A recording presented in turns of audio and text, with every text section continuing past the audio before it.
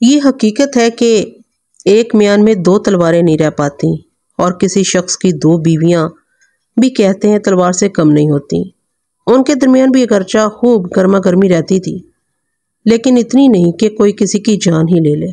پھر اس کی جان جانے کا سبب کیا تھا؟ بس یہی سوال کسی کو چین سے نہیں بیٹھنے دے رہا تھا، مگر انہی کے درمیان موجود قاتل کا چین قابل دید تھا، اور اس کی باقی ساری زندگی بھی بہت چین سے گزر جاتی اگر ملک صفدر حیات اس کے اطمینان کا راز نہ پا لیتے۔ سوال یہ تھا کہ وہ ایک جیتی جاگتی زندگی کو محض اپنے لالچ کے ہاتھوں برباد کر کے کیسے لمبی زندگی جی سکتا تھا۔ بس یہی بات ملک صاحب کو گوارا نہ ہوئی اور اصل قاتل کو جیل کا مہمان بنا ڈالا۔ نمک حرام نوکر کی چالاکی اور ملک صاحب کی کڑی تفتیش کا پراسرار احوال۔ السلام علیکم، میرا نام ہے سعدیہ اور آپ دیکھ رہے ہیں صادق لائبریری۔ پیش خدمت ہوں ملک صفدر حیات صاحب کی ایک نئی کہانی کے ساتھ۔ امید کرتی ہوں کہ آپ کافی ایکسائٹڈ ہوں گے یہ سن کر کہ آج میں آپ کے لیے ایک نئی کہانی پیش کرنے جا رہی ہوں۔ اس سے پہلے کہ کہانی کا آغاز کروں، جو میرے اس چینل پر ابھی آئے ہیں اور سن رہے ہیں ان سے درخواست ہے کہ وہ چینل کو سبسکرائب لازمی سے کر کے جائیں، کیونکہ اسی چینل پر آپ کو ملیں گی دلچسپ کہانیاں اور دلچسپ سلسلے۔ اور اگر آپ کو کہانی پسند آئے تو لائک ضرور کیا کریں، کمنٹ بھی لازمی سے کیا کریں، اور اگر بہت زیادہ پسند آئے تو پلیز شیئر بھی لازمی سے کر دیا کریں۔ آئیے آغاز کرتے ہیں۔ آثار بڑی تیزی سے اپنے اختتام کی جانب گامزن تھا۔ حبس زدہ ماحول اور تن بدن کو جھلسا دینے والی گرمی نے جینا دوبھر کر رکھا تھا۔ ہر کسی کی نگاہ ساون کی آمد پر لگی ہوئی تھی، جس کا ہفتے بھر میں آغاز ہونے والا تھا۔ اس جسم و جاں کو عاجز کر دینے والی تپش کو صرف اور صرف ساون کی چھڑی ہی نکیل ڈال سکتی تھی، اس لیے سب کو ساون کا انتظار تھا۔ ان دونوں میری تعیناتی ضلع گوجرانوالہ کے تھانہ صدر میں تھی۔ مجھے اچھی طرح یاد ہے 10 جولائی کی صبح تھی۔ میں اپنے کمرے میں بیٹھا حسب معمول اپنے روزمرہ کے کام نپٹا رہا تھا کہ ایک کانسٹیبل نے آ کر مجھے اطلاع دی، ملک صاحب، چودھری صاحب آپ سے ملنے آئے ہیں۔ اطلاع کنندہ کانسٹیبل کا نام نواز حسین تھا اور وہ گوجرانوالہ ہی کا رہنے والا تھا۔ میں نے اسے پوچھا، نواز تم کس چودھری کی بات کر رہے ہو؟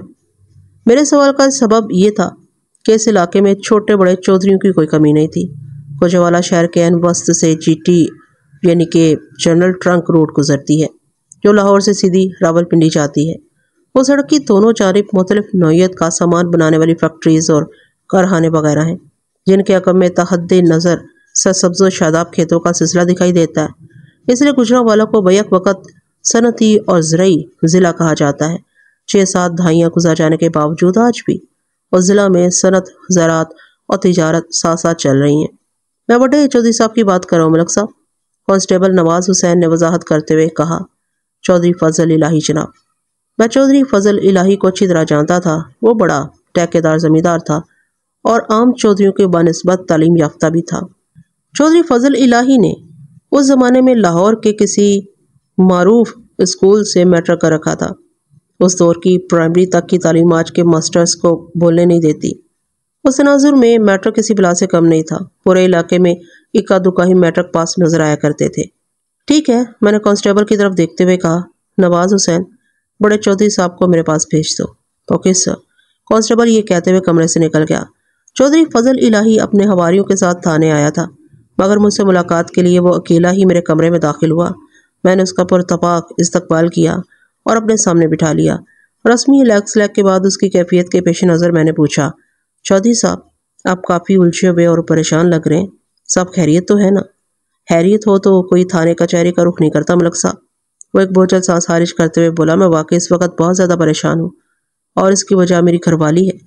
چودھری فضل الہی نے 2 شادیاں کر رکھی تھیں۔ میں نے گہری سنجیدگی سے پوچھا، آپ کا اشارہ اپنی پہلی بیوی کی طرف ہے یا پھر آپ دوسری بیوی کا تذکرہ کر رہے ہیں؟ میں پہلی بیوی رخسانہ کی بات کر رہا ہوں ملک صاحب، اس نے بھرائی ہوئی آواز میں کہا۔ وہ مجھ سے روٹ کر کہیں چلی گئی ہے۔ یہ بات میرے علم میں تھی کہ چودھری کی دوسری شادی کے بعد گھر میں آئے دن کوئی نہ کوئی مسئلہ کھڑا ہوتا رہتا تھا، جس سے حویلی کا ماحول گھٹن زدہ ہو گیا تھا۔ بڑی چودھرائن رخسانہ نے چودھری کی دوسری شادی کے راستے میں کوئی رکاوٹ تو نہیں ڈالی تھی، مگر اس نے اپنی سوتن لیلا کو دل سے قبول بھی نہیں کیا تھا۔ ان دونوں عورتوں کی عمر میں 25 سال کا تفاوت تھا۔ عمر کے اس فرق کے علاوہ لیلا کو ایک اور حوالے سے بھی رخسانہ پر سبقت حاصل تھی۔ رخسانہ ایک بانجھ عورت تھی۔ وہ چودھری فضل الہی کو اولاد نہیں دے سکی تھی۔ ان کی شادی کو 3 سال ہو گئے تھے اور اس دوران میں لیلا نے چودھری کے ایک بیٹے کو جنم بھی دیا تھا۔ اس بچے کا نام چودھری فرمان الہی تھا۔ فرمان کی عمر 1.5 سال کے قریب رہی ہوگی۔ یہ تمام تر خیالات سیکنڈ کے 10ویں حصے میں میرے ذہن سے گزر گئے۔ میں نے حیرت بھری نظر سے چودھری کی طرف دیکھا اور کہا، آپ کی بات میری سمجھ میں نہیں آئی چودھری صاحب۔ آپ کی بیوی کی ناراضگی تو میں کسی حد تک جانتا ہوں، مگر وہ روٹ کر کہیں چلی گئی ہے، یہ بات میرے حلق سے نیچے نہیں اتر رہی۔ اگر میں غلط نہیں تو آپ دونوں کا کم و بیش 25 سال کا ازدواجی ساتھ ہے۔ دوسری شادی کے بعد یقیناً آپ کی حویلی کا ماحول پہلے جیسا پرامن نہیں رہا ہوگا۔ کوئی بھی عورت چاہے وہ کتنی بھی فراق دل اور عالیہ ظرف کیوں نہ ہو، اپنی سوتن کو برداشت نہیں کر سکتی، کو چاہیے کہ وہ سوتن ایک ہی گھر کے اندر نظر کے سامنے موجود ہو۔ آپ کی دوسری شادی کو بھی 3 سال ہو گئے ہیں چودھری صاحب۔ اب تک تو رخسانہ صاحبہ کو عادی ہو جانا چاہیے تھا۔ مجھے بتائیں، جھگڑا کس بات پر ہوا؟ وہ روٹ کر کہاں جا سکتی ہیں؟ آپ نے انہیں ڈھونڈنے کے سلسلے میں کیا چارہ جوئی کی ہے؟ اور آپ مجھ سے کس قسم کا تعاون چاہتے ہیں؟ آپ نے ایک ہی سانس میں ڈھیروں سوالات کر ڈالے ملک صاحب۔ وہ تھکے ہوئے لہجے میں بولا، میں کوشش کرتا ہوں معاملے کی سنگینی آپ پر واضح کر سکوں۔ وہ چند لمحات کے لیے خاموش ہو کر مجھے ایسی نظر سے تکنے لگا جیسے یہ فیصلہ کرنے کی کوشش کر رہا ہو کہ اپنی حویلی بلکہ اپنی ازدواجی زندگی کے کن گوشوں تک مجھے رسائی دینا مناسب ہوگا۔ میں نے اسے اس کے حال پر چھوڑا اور کاغذ قلم سنبھال کر بیٹھ گیا تاکہ اس کے بیان میں کوئی اہم نقطہ ہو تو میں اسے نوٹ کر سکوں۔ دونوں میں چھوٹی موٹی رنجشیں اور چپکلشیں تو روز کا معمول تھا، وہ وضاحت کرتے ہوئے بولا، اور ظاہر ہے وہ اپنا دکھڑا میرے سامنے ہی رویا کرتی تھی۔ میں نے ہمیشہ یہ کوشش کی ہے کہ کھل کر کسی کی طرفداری نہ کروں، اس لیے میں دونوں ہی کو سمجھا بجھا کر اپنی خانگی زندگی کو چلا رہا تھا۔ مگر چند روز پہلے ان کا جو تنازعہ میرے سامنے آیا، میں اس میں لیلا کی حمایت کرنے پر مجبور ہو گیا، کیونکہ اب کی بار رخسانہ کی زیادتی بڑی واضح تھی۔ میں نے لیلا کی طرف داری کرتے ہوئے رخسانہ کو اچھی خاصی سنا دی، جس پر رخسانہ کا منہ بن گیا۔ یہ 7 جولائی کی شام کا واقعہ ہے۔ اگلے روز یعنی 8 جولائی کی صبح رخسانہ نے مجھ سے کہا کہ اب وہ اس حویلی میں نہیں رہ سکتی، اس لیے اپنے بھائیوں کے پاس لاہور جا رہی ہے۔ وہ اس قدر غصے میں تھی کہ باوجود کوشش کے بھی میں اسے رک نہ سکا۔ وہ اکیلی ہی اپنی کار میں لاہور جانا چاہتی تھی۔ رخسانہ کو بہت اچھی ڈرائیونگ آتی ہے اور میں نے جس کار کا ذکر کیا ہے وہ اس کے بھائیوں نے تحفے میں دی تھی، مگر میں نے اس کے لیے ایک تجربے کار ڈرائیور کا انتظام کر رکھا تھا تاکہ اسے خود کار نہ چلانا پڑے۔ میں نہیں چاہتا تھا کہ وہ اکیلی لاہور جائے، اس لیے میں نے ڈرائیور عبد الرحمان کو یہ کہتے ہوئے ضد کر کے اس کے ساتھ بھیج دیا کہ وہ اسے لاہور پہنچانے کے بعد واپس آ جائے گا۔ وہ وقتی طور پر مان تو گئی، مگر آدھے گھنٹے کے بعد جب عبد الرحمان واپس آیا تو میرا ماتھا ٹھنکا۔ میں نے اسے پوچھا، کیا ہوا عبد الرحمان، تم اتنی جلدی لوٹ کیسے آئے؟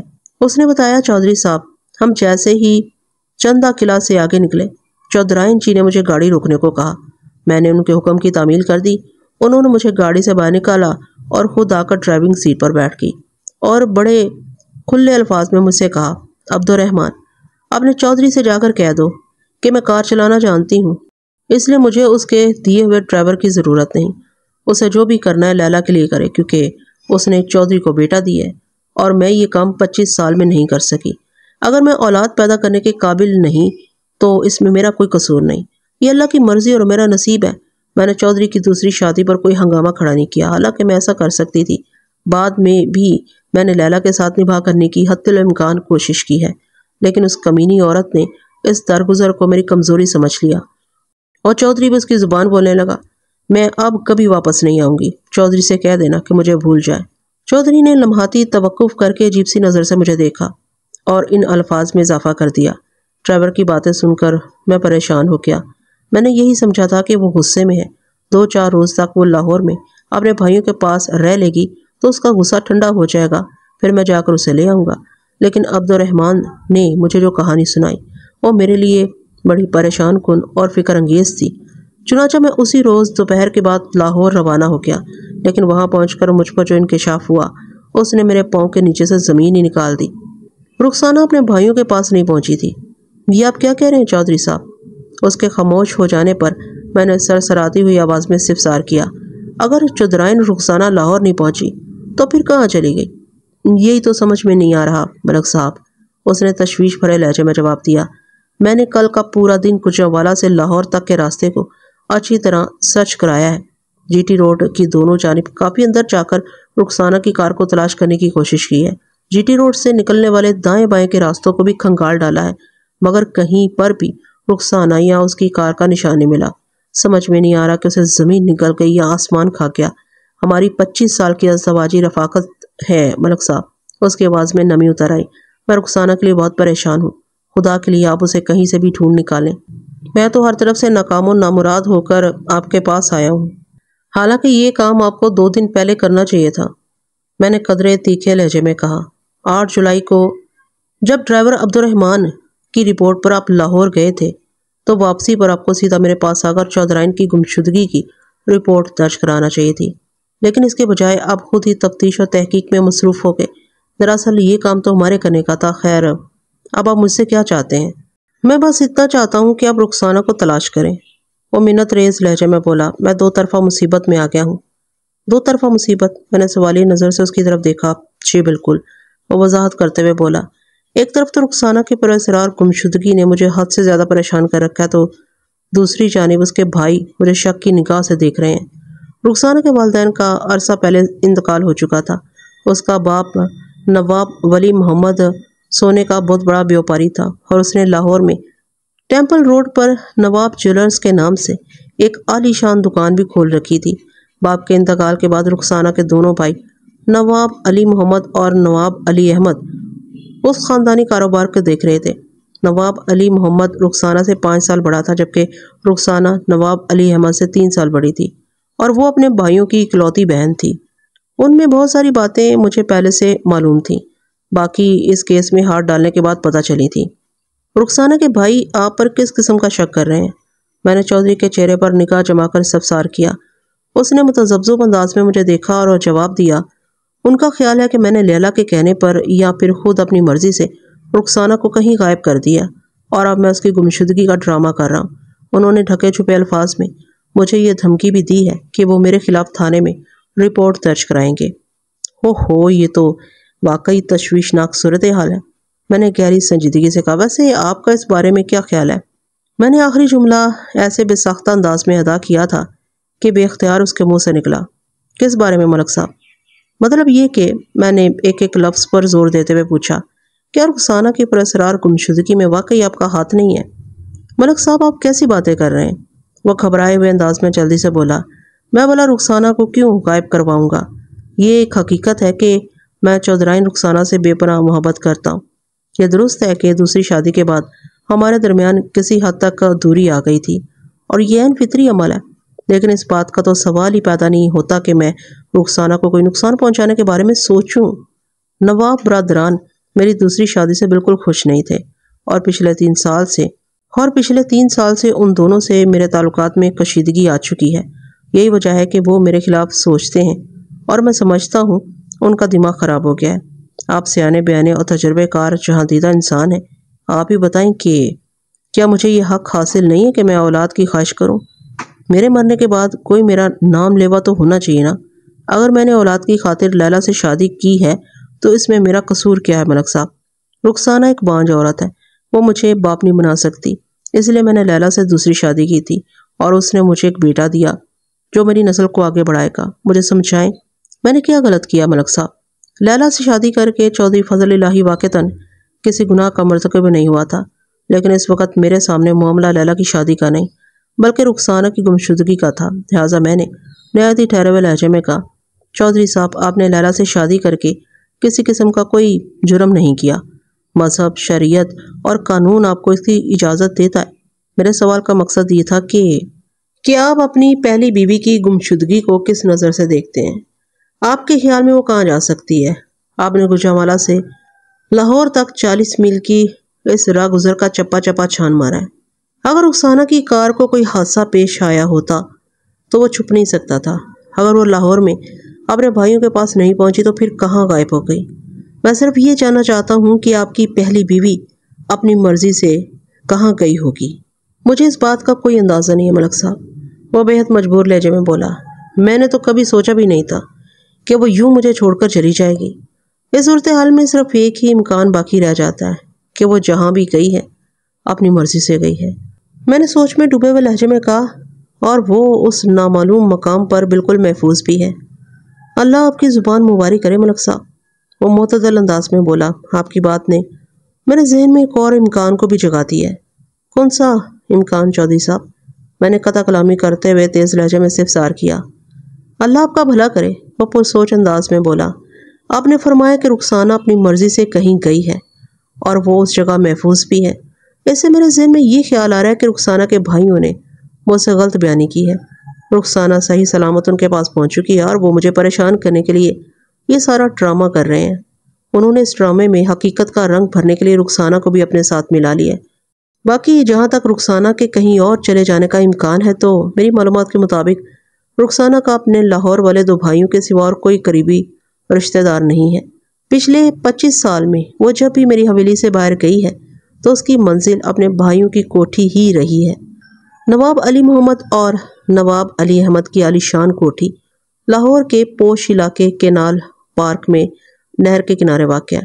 Canal park, Shadman colony, Gulberg اور نہر کے طرف میں آباد دیگر تمام علاقے جنت نظیر سمجھے جاتے تھے، اور آج بھی یہی صورتحال ہے۔ آپ کی بات میں وزن ہے چودھری صاحب۔ فضل الہی کے خاموش ہونے پر میں نے اس بات میں گردن ہلاتے ہوئے کہا، آپ کی دوسری شادی کو لے کر وہ دونوں بھائی آپ سے خفا تھے۔ اس امکان کو یکسر نظر انداز نہیں کیا جا سکتا کہ چودھرائن رخسانہ کے لاہور پہنچنے پر آپ کے ہوش اڑانے اور آپ کا دماغ درست کرنے کے لیے ان بھائیوں نے بہن کے ساتھ مل کر یہ منصوبہ بنایا ہو۔ لیکن آپ کو فکر مند ہونے کی ضرورت نہیں، آپ میرے پاس آ گئے ہیں۔ اب یہاں سے میرا کام شروع ہوتا ہے، بس مجھے آپ کے تعاون کی ضرورت ہے چودھری صاحب۔ آپ حکم کریں ملک صاحب، وہ معتدل انداز میں بولا۔ میں آپ سے ہر قسم کا تعاون کرنے کے لیے تیار ہوں۔ آپ کی زبانی جو حالات مجھ تک پہنچے وہ میں نے اپنے ذہن میں محفوظ کر لیے چودھری صاحب۔ آپ نے ان کے ایک دم درست جوابات دینا ہے جو سوال میں آپ سے کروں، یہ بہت ضروری ہے۔ آپ میری بات سمجھ رہے ہیں نا؟ جی بالکل، میں سمجھ رہا ہوں۔ آپ جو بھی پوچھنا چاہتے ہیں پوچھ لیں ملک صاحب۔ میں نے پوچھا، 7 جولائی کی شام آپ نے جس معاملے میں چھوٹی بیگم لیلا کی طرفداری کی اس کی حقیقت کیا ہے؟ میں جاننا چاہتا ہوں کہ آپ کی بیگمات میں وجہ تنازع کیا تھی۔ اس شام لیلا نے مجھے بتایا کہ رخسانہ نے اس کے اور میرے کردار پر بڑا گھنونا حملہ کیا ہے۔ چودھری وضاحت کرتے ہوئے بولا۔ میں نے لیلا سے جب اس گھنونے حملے کی تفصیل دریافت کی تو اس کی بات سن کر میرا دماغ گھوم گیا۔ وہ برا سا منہ بنا کر متوقف ہوا تو میں پوچھے بنا نہ رہ سکا، ایسی کیا بات کہہ دی تھی رخسانہ نے لیلا سے؟ رخسانہ نے باہمی توتکار کے دوران میں لیلا سے کہا کہ اس نے جو بچہ یعنی فرمان علی جنم دیا ہے وہ چودھری فضل الہی کا بیج نہیں ہے، کیونکہ وہ جانتی ہے کہ چودھری تو نامرد ہے۔ ضرور لیلا نے چودھری کو اولاد دینے کے لیے کسی نامحرم مرد کے ساتھ منہ کالا کیا۔ چودھری نے ٹوٹے ہوئے اور ناگوار لہجے میں جواب دیا۔ رخسانہ کا اس قسم کی گھٹیا بات کرنا میرے اور لیلا کے کردار پر بیک وقت انگلی اٹھانے کے مترادف تھا، لہٰذا مجھ سے برداشت نہیں ہوا اور میں نے رخسانہ کو بعض برس کے لیے اپنے پاس بلا لیا اور وہ صاف مکر گئی۔ کیا مطلب؟ بے سختہ میرے منہ سے نکلا۔ رخسانہ نے کہا کہ اس نے ایسی کوئی بات نہیں کی، لیلا سراسر غلط بیانی سے کام لے رہی ہے، چودھری نے میرے استفسار کے جواب میں بتایا۔ لیکن اس انکار کے وقت رخسانہ مجھ سے نظر ملائے بغیر بات کر رہی تھی، جو مجھے عجیب سا لگا کیونکہ یہ رخسانہ کے مزاج کے خلاف تھا۔ وہ ہمیشہ میری آنکھوں میں دیکھ کر بات کیا کرتی تھی۔ رخسانہ کے رویے کی اس تبدیلی نے مجھے باور کرا دیا کہ جھوٹ لیلا نے نہیں بولا بلکہ رخسانہ دروغ گوئی سے کام لے رہی۔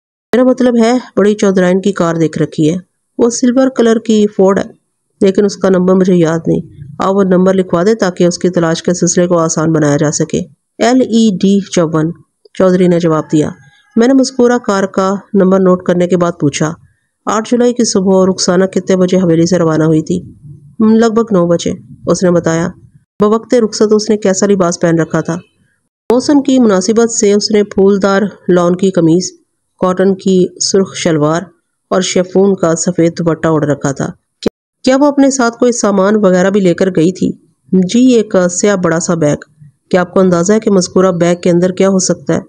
میں درست اندازہ لگانے سے قاصر ہوں ملک صاحب، وہ نفی میں گردن ہلاتے ہوئے معذرت خواہانہ انداز میں بولا۔ لیکن میرا خیال ہے کہ اس بیگ کے اندر رخسانہ کے استعمال کے کپڑے اور زیورات وغیرہ ہوں گے۔ اس کے بھائیوں کا جیولری کا کاروبار ہے اور رخسانہ ان کی اکلوتی بہن ہے۔ وہ رخسانہ کو ایک سے ایک نیا زیور بنا کر دیتے رہتے ہیں۔ اللہ جھوٹ نہ بلوائے تو رخسانہ کے پاس تولوں کے حساب سے نہیں بلکہ سیروں کے حساب سے سونا تھا، جس میں سے زیادہ تر اس کے بھائیوں ہی کا دیا ہوا تھا۔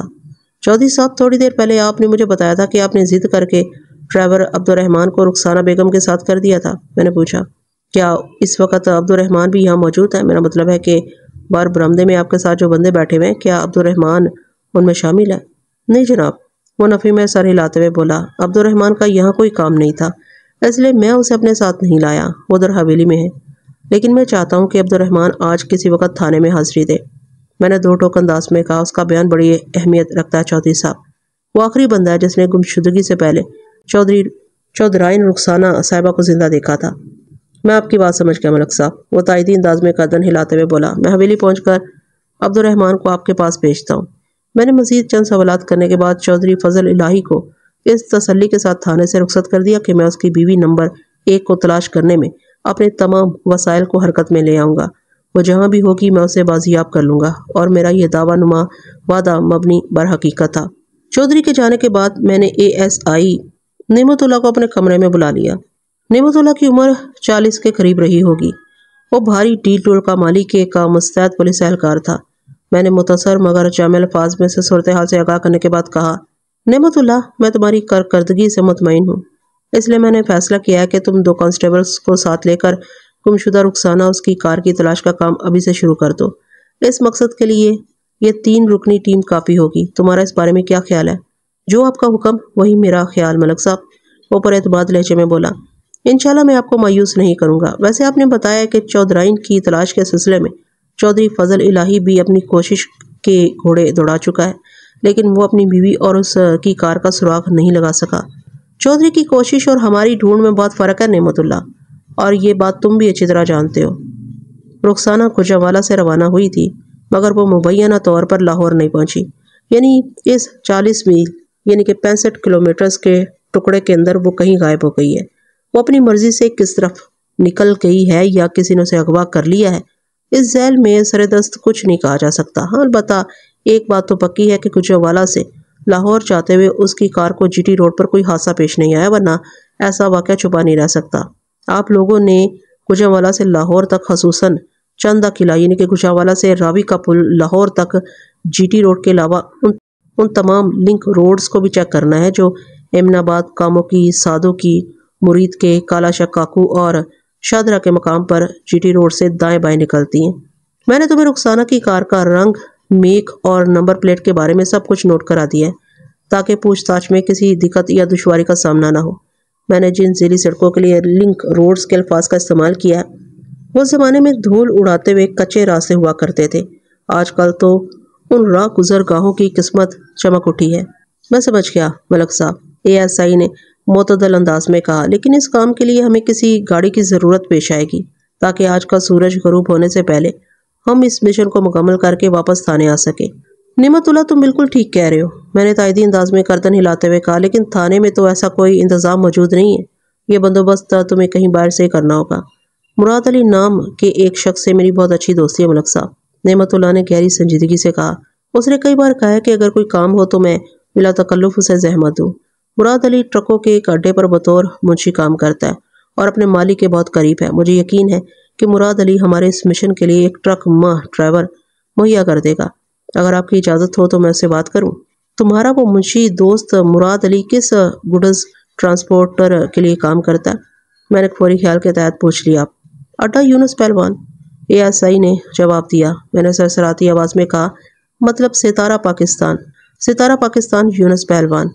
وہ سارا پہلوانوں کا خاندان تو مجھے بخوبی جانتا ہے، میں نے زیر لب مسکراتے ہوئے کہا۔ ٹھیک ہے، تم مراد علی سے بات کر لو اور اگر ضرورت محسوس ہو تو میرا نام بھی لے دینا۔ ٹھیک ہے ملک صاحب، وہ اس بات میں سر ہلاتے ہوئے بولا۔ میں اس طرف جا رہا ہوں، مجھے امید ہے مراد علی منع نہیں کرے گا، اور اب تو اس کام میں آپ کا تعارف بھی شامل ہو گیا ہے، پھر ناکامی کا 1% بھی امکان باقی نہیں رہتا۔ نعمت اللہ 1 گھنٹے بعد واپس آیا تو ایک ٹرک بھی اس کے ساتھ تھا۔ مذکورہ ٹرک کے ڈرائیور کا نام حکمت یار تھا۔ میں نے ضروری ہدایت کے ساتھ کم و بیش 12 بجے ASI اور 2 کانسٹیبلز طفیل احمد اور سلامت علی کو مشن بازیابی رخسانہ چودھرائن پر روانہ کر دیا۔ 12:30 بجے چودھری فضل الہی کا ڈرائیور عبد الرحمان مجھ سے ملنے تھانے آیا۔ عبد الرحمان کی عمر 45 سے متجاوز تھی۔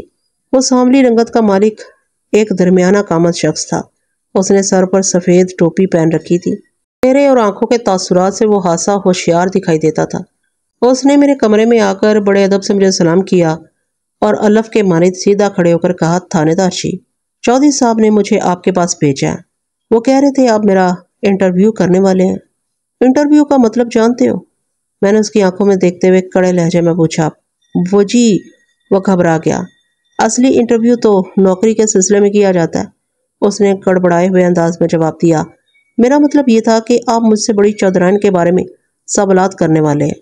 بیٹھ جاؤ، میں نے تحکمانہ انداز میں کہا۔ اس نے فوراً سے بیشتر میرے حکم کی تعمیل کر دی اور سوالیہ نظر سے مجھے دیکھنے لگا۔ پہلی بات تو یہ اپنے ذہن میں بٹھا لو کہ میں کسی انٹرویو کرنے والے باس سے کہیں زیادہ سخت اور اصول پسند ہوں۔ میں نے اس کے چہرے پر نگاہ جما کر واضح الفاظ میں کہا، اس لیے مجھ سے کسی آسانی یا جھوٹ کی توقع نہیں کرنا۔ دوسری بات یہ کہ میں جھوٹ سننے کا عادی نہیں ہوں، اس لیے جو بھی بولنا سوچ سمجھ کر بولنا۔ اگر تم نے میرے ساتھ کوئی چکر بازی کی تو میں تمہاری چمڑی ادھیڑ کر رکھ دوں گا۔ میں تھانے دار ہوں، ذرا بکری ٹائپ کا۔ میری دھمکی آمیز خوفناک باتوں نے اس کی آنکھوں میں ذرا سمگی دوڑا دی۔ میں نے اس کے چہرے پر فکر و تردد کے سائے لہراتے دیکھے۔ اس نے تھوک نکل کر اپنے خشک حلق کو تر کیا اور مسکین سی صورت بنا کر بولا، میں آپ کی بات سمجھ گیا تھانے دار صاحب، تمہارے حق میں یہی بہتر ہے عبدالرحمن۔ میں نے ٹھوس انداز میں کہا اور پوچھا، چودھری فضل الہی کے پاس تم کب سے ڈرائیوری کر رہے ہو؟ لگ بھگ 3 سال سے سرکار۔ اس سے پہلے تم کہاں ملازم تھے؟ وزیر آباد کے چودھری مشتاق کے پاس، اس نے جواب دیا۔ میں چودھری مشتاق کی زمینوں پر ٹریکٹر چلایا کرتا تھا۔ اوہو، تو یہ بات ہے۔ میں نے اسے تیز نظر سے گھورا اور استفسار کیا، تو تم ٹریکٹر چلاتے چلاتے کار کے ڈرائیور بن گئے ہو؟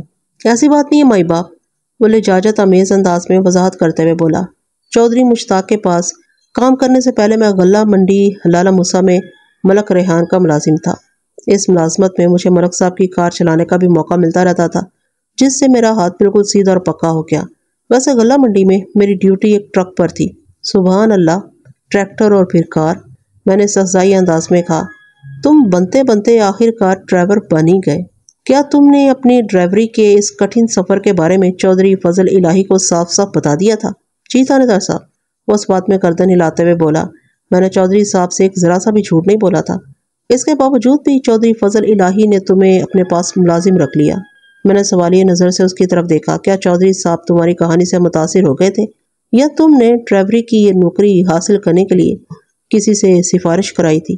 نہ جی، میں نے بھلا کس سے سفارش کرانی تھی؟ وہ جلدی سے بولا۔ میں نے چودھری صاحب کو سب کچھ سچ سچ بتا دیا تھا۔ انہوں نے میری بات توجہ سے سنی اور کہا، عبدالرحمن، ڈرائیونگ کوئی تھیوری کا پیپر نہیں ہے جو ہر کوئی جیسے تیسے پاس کر لے گا۔ یہ ایک پریکٹیکل جاب ہے اور اس کے لیے تمہیں ٹیسٹ دینا ہوگا۔ کیا تم ٹیسٹ کے لیے تیار ہو؟ چودھری صاحب کی بات سن کر میں ذرا سا بھی نہیں گھبرایا، کیونکہ مجھے خود پر بھروسہ تھا، سو میں نے کہہ دیا، جی میں ٹیسٹ کے لیے تیار ہوں۔ یہ ٹیسٹ چودھرائن رخسانہ لیں گی، کیونکہ مجھے تو ڈرائیونگ آتی نہیں ہے۔ چودھری صاحب نے صاف کوئی سے کام لیتے ہوئے کہا، ہاں البتہ کار میں بھی بیٹھ جاؤں گا۔ تو جناب، عبدالرحمن نے اپنی بات مکمل کرتے ہوئے کہا، بڑی چودھرائن جی نے گوجرانوالہ کی مختلف سڑکوں پر گاڑی چلوا کر میرا ٹیسٹ لیا اور مجھے پاس کر دیا۔ ٹھیک ہو گیا، میں نے معتدل انداز میں کہا، یہ تو تھی تمہاری ڈرائیونگ کی کہانی جو خیر سے میں نے سن بھی لی۔ اب ہم اصل مدعا کی طرف آتے ہیں۔ جب تم نے 3 سال پہلے یہ ملازمت حاصل کی، کیا اس وقت چودھری فضل الہی نے دوسری شادی کر لی تھی؟ جی ہاں، اس نے اس بات میں جواب دیا۔ جب میں حویلی میں آیا تو اس سے چند ماہ پہلے چودھری صاحب دوسری شادی کر چکے تھے۔ اس 3 سال کے عرصے میں تمہارا دونوں چودھرائن سے ملنا جلنا رہا ہوگا۔ میں نے کوریدنے والے انداز میں سوال کیا، مجھے بتاؤ، ان دونوں میں سے کون چودھری صاحب کے دل کی ملکہ تھی؟ ڈرائیور خانسامہ 2 ایسے گھریلو ملازم ہیں جنہیں گھر کا بھیدی کہنا زیادہ مناسب ہوگا۔ اسی نقطے کو ذہن میں رکھتے ہوئے میں نے عبدالرحمن سے وہ سوال کیا تھا۔ میں دراصل دونوں بیگمات اور چودھری فضل الہی کے ملاپ سے تشکیل پانے والے مثلث کے ضلعوں اور زاویوں تک کما حقہ ڈرائیور خانسامہ 2 ایسے گھریلو ملازم ہیں جنہیں گھر کا بھیدی کہنا زیادہ مناسب ہوگا۔ اسی نقطے کو ذہن میں رکھتے ہوئے میں نے عبدالرحمن سے وہ سوال کیا تھا۔ میں دراصل دونوں بیگمات اور چودھری فضل الہی کے ملاپ سے تشکیل پانے والی مثلث کے ضلعوں اور زاویوں تک کما حقہ رسائی حاصل کرنا چاہتا تھا۔ کسی مثلث کے زاویے ہی یہ طے کرتے ہیں کہ وہ اپنے ضلع اور اس کے اندرونی ماحول کے ساتھ کس قدر مخلص اور وفادار ہے۔ عبدالرحمن نے چند لمحہ تک سوچنے کے بعد جواب دیا، میں نے تو یہی دیکھا ہے کہ چودھری صاحب کا زیادہ جھکاؤ چھوٹی بیگم لیلا کی طرف تھا، اس لیے آپ چودھرائن لیلا کو ان کے دل کی ملکہ کہہ سکتے ہیں۔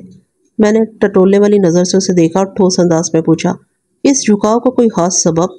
سرکار، پہلی بات تو یہ ہے کہ چودھرائن لیلا عمر میں بڑی چودھرائن سے 25 سال چھوٹی ہے اور وہ رخسانہ سے کہیں زیادہ خوبصورت بھی ہے۔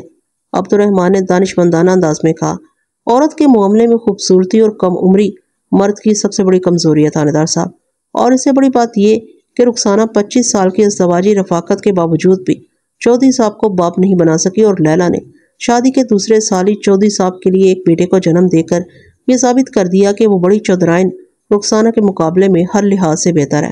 عبد الرحمن کی باتوں میں وزن تھا۔ میں نے اسے پوچھا، کیا تم جانتے ہو کہ تم بڑی چودھرائن کی گمشدگی والے معاملے میں رخسانہ کے بعد سب سے اہم کردار ہو؟ وہ کیسے تھانے دار جی؟ وہ حیرت بھرے انداز میں مستفسر ہوا۔ تم وہ واحد شخص ہو جس نے آخری بار رخسانہ کو زندہ حالت میں دیکھا تھا، میں نے انکشاف انگیز لہجے میں اسے بتایا، اس لیے تم پر بھاری ذمہ داری عائد ہوتی ہے۔ کیسی ذمہ داری تھانے دار صاحب؟ اس نے الجھن زدہ انداز میں پوچھا۔ آپ کی بات میری سمجھ میں نہیں آئی جناب۔ یہ ذمہ داری کے نمبر 1، وقوع کے روز جو کچھ بھی ہوا وہ تم مجھے صاف صاف بتاؤ گے۔ نمبر 2، جب تک رخسانہ کی گمشدگی کا معاملہ کسی نتیجے پر نہیں پہنچ جاتا تم گوجرانوالہ سے باہر قدم نہیں نکالو گے۔ اگر کسی مجبوری یا ایمرجنسی میں تمہارا کہیں جانا بہت ضروری ہوا تو تم اس معاملے کی تھانے میں پیشگی اطلاع دینے کے بعد ہی گوجرانوالہ سے باہر قدم رکھ سکو گے، اور واپسی پر بھی تمہیں تھانے حاضری لگانا ہوگی۔ مجھے منظور ہے، اس نے معتدل انداز میں کہا۔ آئندہ 10 منٹ میں عبد الرحمن نے مجھے 8 جولائی کی صبح پیش آنے والے اس واقعے سے تفصیلاً آگاہ کر دیا، جب گمشدہ چودھرائن رخسانہ نے اسے کار سے اتار کر چودھری کے لیے ایک کھرا اور کڑوا پیغام دیا تھا اور خود کار کی ڈرائیونگ سیٹ سنبھال کر آگے بڑھ گئی تھی۔ اس حوالے سے چودھری فضل الہی پہلے ہی مجھے مطلع کر چکا تھا۔ اگر دیکھا جائے تو عبد الرحمن کے بیان میں کوئی خاص یا نئی بات نہیں تھی۔ میں نے اپنی پوچھ تاچھ کو سمیٹتے ہوئے سے پوچھا، چودھرائن رخسانہ نے کس جگہ تمہیں کار روکنے کو کہا تھا؟ اس جگہ کا کوئی خاص نام نہیں ہے تھانے دار صاحب، اس نے بتایا۔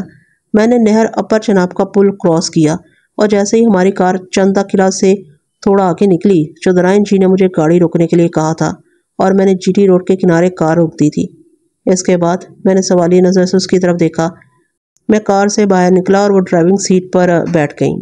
وہ ایک گہری سانس لینے کے بعد گویا ہوا۔ انہوں نے چودھری صاحب اور چھوٹی چودھرائن لیلا کے لیے بہت ہی نازیبا الفاظ میں چند باتیں کی اور کار کو غصے سے آگے بڑھا دیا تھا۔ آگے بڑھا دیا تھا؟ میں نے اس کے الفاظ دہرائے اور پوچھا، تمہارا مطلب ہے لاہور کی سمت؟ جی بالکل، ہم لاہور جانے کے لیے ہی تو حویلی سے نکلے تھے۔ وہ اس بات میں گردن ہلاتے ہوئے بولا، جی ٹی روڈ سیدھی لاہور تک جاتی ہے، مگر بدقسمتی سے بڑی چودھرائن 8 جولائی کی تاریخ میں اپنے بھائیوں کے پاس لاہور نہیں پہنچ پائی، وہ ابھی تک لاپتہ ہے۔ میں نے بدستور اس کی آنکھوں میں جھانکتے ہوئے سوال کیا، عبد الرحمن مجھے بتاؤ، رخسانہ کہاں جا سکتی ہے جبکہ اپنے 2 بھائیوں کے سوا اس کا کوئی قریبی رشتہ دار بھی نہیں ہے؟ میں کیسے بتا سکتا ہوں کہ چودھرائن جی کہاں گئی ہوں گی؟ وہ بدکے ہوئے لہجے میں بولا، ان کے جانے کے بعد میں تو حویلی آ گیا تھا اور میں نے چودھری صاحب کو صورتحال سے آگاہ کر دیا تھا۔ میں نے کب کہا کہ رخسانہ تم سے مشورہ کرنے کے بعد کہیں گئی ہوگی؟ میں نے اس کی الجھن کو رفع کرنے کی غرض سے کہا، میرے سوال کا مقصد یہ تھا کہ اس بارے میں تمہارا اندازہ کیا کہتا ہے؟ آخر تمہاری کھوپڑی میں بھی تو ایک دماغ ہے، تم رخسانہ کی گمشدگی کے حوالے سے کیا سوچتے ہو؟ میرا دھیان 2 چیزوں کی طرف جا رہا تھا، تھانے دار صاحب، وہ رازدارانہ انداز میں بولا۔ میں نے پوچھا، کون سی 2 چیزیں؟ نمبر 1، وہ سرسراتی ہوئی آواز میں بولا، چودھرائن جی کو کسی نے اکیلی عورت سمجھ کر اغوا کر لیا ہوگا۔ ان کے بیگ میں 4 سے 5 سیر وزن کے طلائی زیورات تھے۔ یہ ہو سکتا ہے کہ اغوا کرنے والوں نے وہ سارا سونا حاصل کرنے کے بعد انہیں کہیں پھینک دیا ہو۔ ہم نے، میرا مطلب ہے چودھری صاحب نے، کل کا پورا دن گوجرانوالہ سے لاہور جانے والی جی ٹی روڈ اور اس سے دائیں بائیں نکلنے والے تمام راستوں کو اچھی طرح کھنگال ڈالا ہے، اور یہ بات تمہارے بھی علم میں ہے کہ اگر یہ اغوا کا معاملہ ہوتا اور اغوا کاروں نے سونا حاصل کرنے کے بعد رخسانہ کو کہیں پھینک دیا ہوتا تو وہ ضرور کہیں نہ کہیں پڑی ہوئی مل جاتی، اور پھر اس کی کار بھی تو اسی کی طرح لاپتہ ہے۔ یہ بھی تو ہو سکتا ہے کہ اغوا کاروں نے چودھرائن جی کو قتل کر کے کہیں دبا دیا ہو، وہ سپاٹ آواز میں بولا، اور ان کی کار کو کسی شہر کی چور مارکیٹ میں فروخت کر ڈالا ہو۔ عبد الرحمن، تمہیں تو پولیس ڈپارٹمنٹ میں ہونا چاہیے، میں نے اس کے منطقی بیان کی روشنی میں کہا۔ تم بالکل پولیس والوں کے انداز میں سوچتے ہو۔ وہ خوش ہو گیا اور پرجوش انداز میں بولا، تھانے دار صاحب، مجھے پولیس کی وردی پہننے کا بہت شوق ہے، آپ مجھے اپنے محکمے میں رکھ لینا۔ اس کیس سے نپٹ جانے کے بعد میں تمہاری اس خواہش پر غور کروں گا عبد الرحمن، میں نے معتدل انداز میں کہا۔ فی الحال تو مجھے دوسری چیز کے بارے میں بتاؤ۔ بے ساختہ اس کے منہ سے نکلا، کون سی دوسری چیز؟ میں نے اس کے الفاظ دہرانے کے بعد یاد دلانے والے انداز میں کہا، تو مجھے رخسانہ کی گمشدگی کے دو امکانات بتانے والے تھے، ایک تو ہو گیا اس کا اغوا اور قتل وغیرہ، میں نے کہا، اور دوسرا امکان کون سا ہے عبد الرحمن؟ عین ممکن ہے بڑی چودھرائن کا کسی مرد کے ساتھ کوئی چکر ہو، وہ رازدارانہ انداز میں بولا، اور وہ اسی مرد کے ساتھ کہیں بھاگ گئی ہوں، اس لیے انہوں نے مجھے کار سے اتار دیا تھا۔ 50 سال کی عمر میں وہ اپنے کسی آشنا کے ساتھ کہاں بھاگے گی، اور وہ بھی 25 سال کی ازدواجی زندگی گزارنے کے بعد؟ میں نے ٹھوس انداز میں کہا۔ تمہاری اس دلیل میں زیادہ وزن نہیں عبد الرحمن، اس کے باوجود بھی میں اس امکان کو ذہن میں رکھوں گا۔ مجھے بتاؤ، کیا تم نے رخسانہ کے بھاگ جانے والی بات چودھری فضل الہی سے بھی کی تھی؟ نہ جی، وہ دونوں کانوں کو ہاتھ لگاتے ہوئے عجیب سے انداز میں بولا، میں اتنا بھی بے وقوف نہیں ہوں تانے دار صاحب۔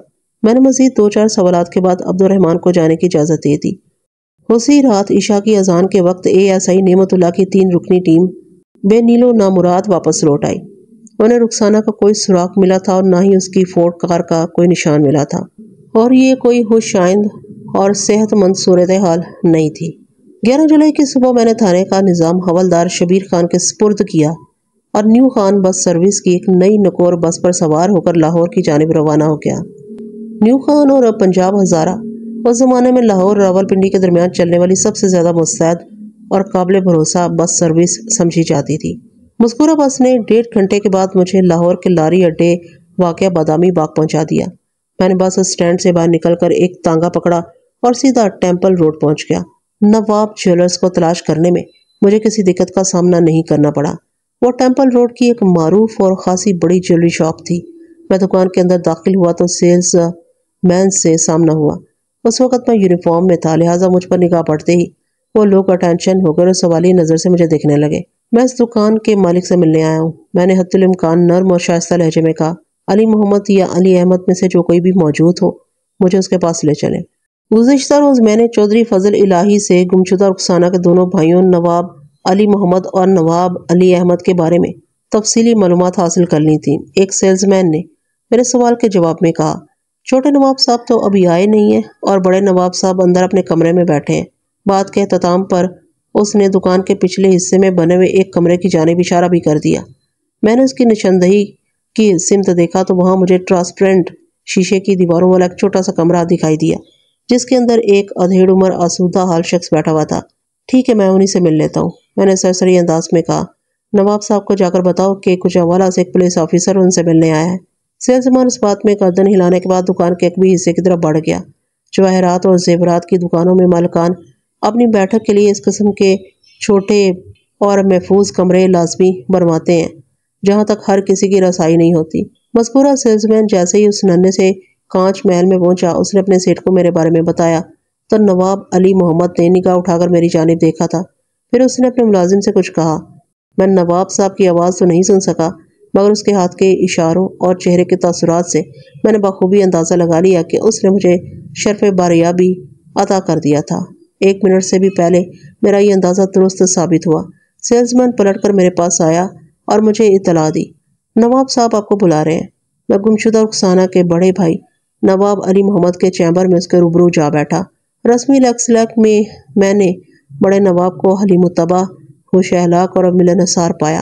میں نے اسے اپنی آمد کی غرض و خواہیت سے آگاہ کیا تو اس موضوع پر لب کشائی سے پہلے اس نے اپنائیت بھرے لہجے میں کہا، ملک صاحب آپ گوجروالا سے لاہور تشریف لائے ہیں، اور اگر میرا اندازہ درست ہے تو آپ بنا ناشتہ کیے بس پر سوار ہو گئے تھے، لہٰذا پہلے ناشتہ اس کے بعد باتیں۔ نواب علی محمد کا اندازہ 100% درست تھا، چنانچہ کسی تکلف سے کام نہ لیتے ہوئے میں نے واضح الفاظ میں کہا، نواب صاحب آپ اور میں دونوں مصروف انسان ہیں، اس لیے وقت کا تقاضا یہی ہے کہ ناشتہ اور باتیں ساتھ ساتھ۔ اسے میری تجویز پسند آئی۔ اس نے ایک ملازم کو انارکلی بازار بھیج کر میرے لیے حلوہ پوری کا تگڑا ناشتہ منگوا لیا۔ پھر ہمارے درمیان گفتگو کا سلسلہ شروع ہو گیا۔ میں نے نواب علی محمد کو گوجرانوالہ کی سنگین صورتحال کے بارے میں بتایا اور درخواست کی کہ اگر انہیں رخسانہ کے حوالے سے کوئی بھی چھوٹی بڑی اطلاع ہو تو وہ مجھ سے چھپانے کی کوشش نہ کریں، تاکہ میں جلد از جلد ان کی اکلوتی بہن کو بازیاب کر سکوں۔ اس نے تحمل اور توجہ سے میری بات سنی اور میرے خاموش ہونے پر ٹھہرے ہوئے لہجے میں کہا، 3 دن پہلے ہمارا بہنوئی چودھری فضل الہی اپنی بیوی یعنی ہماری بہن رخسانہ کی تلاش میں یہاں آیا تھا۔ سچ پوچھیں تو سچ پوچھیں تو ہمیں اس کی سنائی ہوئی کہانی پر یقین نہیں آیا۔ ہم رخسانہ کو اچھی طرح جانتے ہیں، ویسی یہ مکانہ حرکت کر ہی نہیں سکتی کہ کسی کو بتائے بغیر کہیں بھی چلی جائے۔ اب سوال یہ پیدا ہوتا ہے کہ اگر رخسانہ اپنی مرضی سے غائب نہیں ہوئی تو پھر اس وقت وہ کہاں ہے؟ اس حوالے سے میرے اور علی احمد کے خیالات میں اختلاف پایا جاتا ہے، بلکہ ہم دونوں کے خیالات ایک دوسرے سے بالکل مختلف اور برعکس ہیں۔ اگر ابا جی نے میری بات مان لی ہوتی تو آج یہ دن نہ دیکھنا پڑتا۔ غلط فیصلے 100 سال کے بعد بھی بد اثرات ضرور چھوڑتے ہیں، اور رخسانہ کی شادی کو تو ابھی صرف 25 سال ہی گزرے ہیں۔ نواب صاحب، میں آپ کے ابا جی کے غلط فیصلے کے بارے میں بھی ضرور جاننا چاہوں گا، میں نے اس کے چہرے پر نگاہ جما کر کہا، لیکن اس سے پہلے آپ مجھے اپنے اور علی احمد کے خیالات کے تفاوت کے بارے میں بتائیں گے تو نوازش ہوگی جناب کی۔ میرے پوچھنے پر وہ تھوڑی دیر تک گہری سوچ میں ڈوبا رہا، پھر کہنے لگا، ملک صاحب، میں فطری طور پر مثبت انداز میں سوچنے والا انسان ہوں، اور بغیر ٹھوس ثبوت کے میں کسی کو مورد الزام ٹھہرانے کو جائز نہیں سمجھتا۔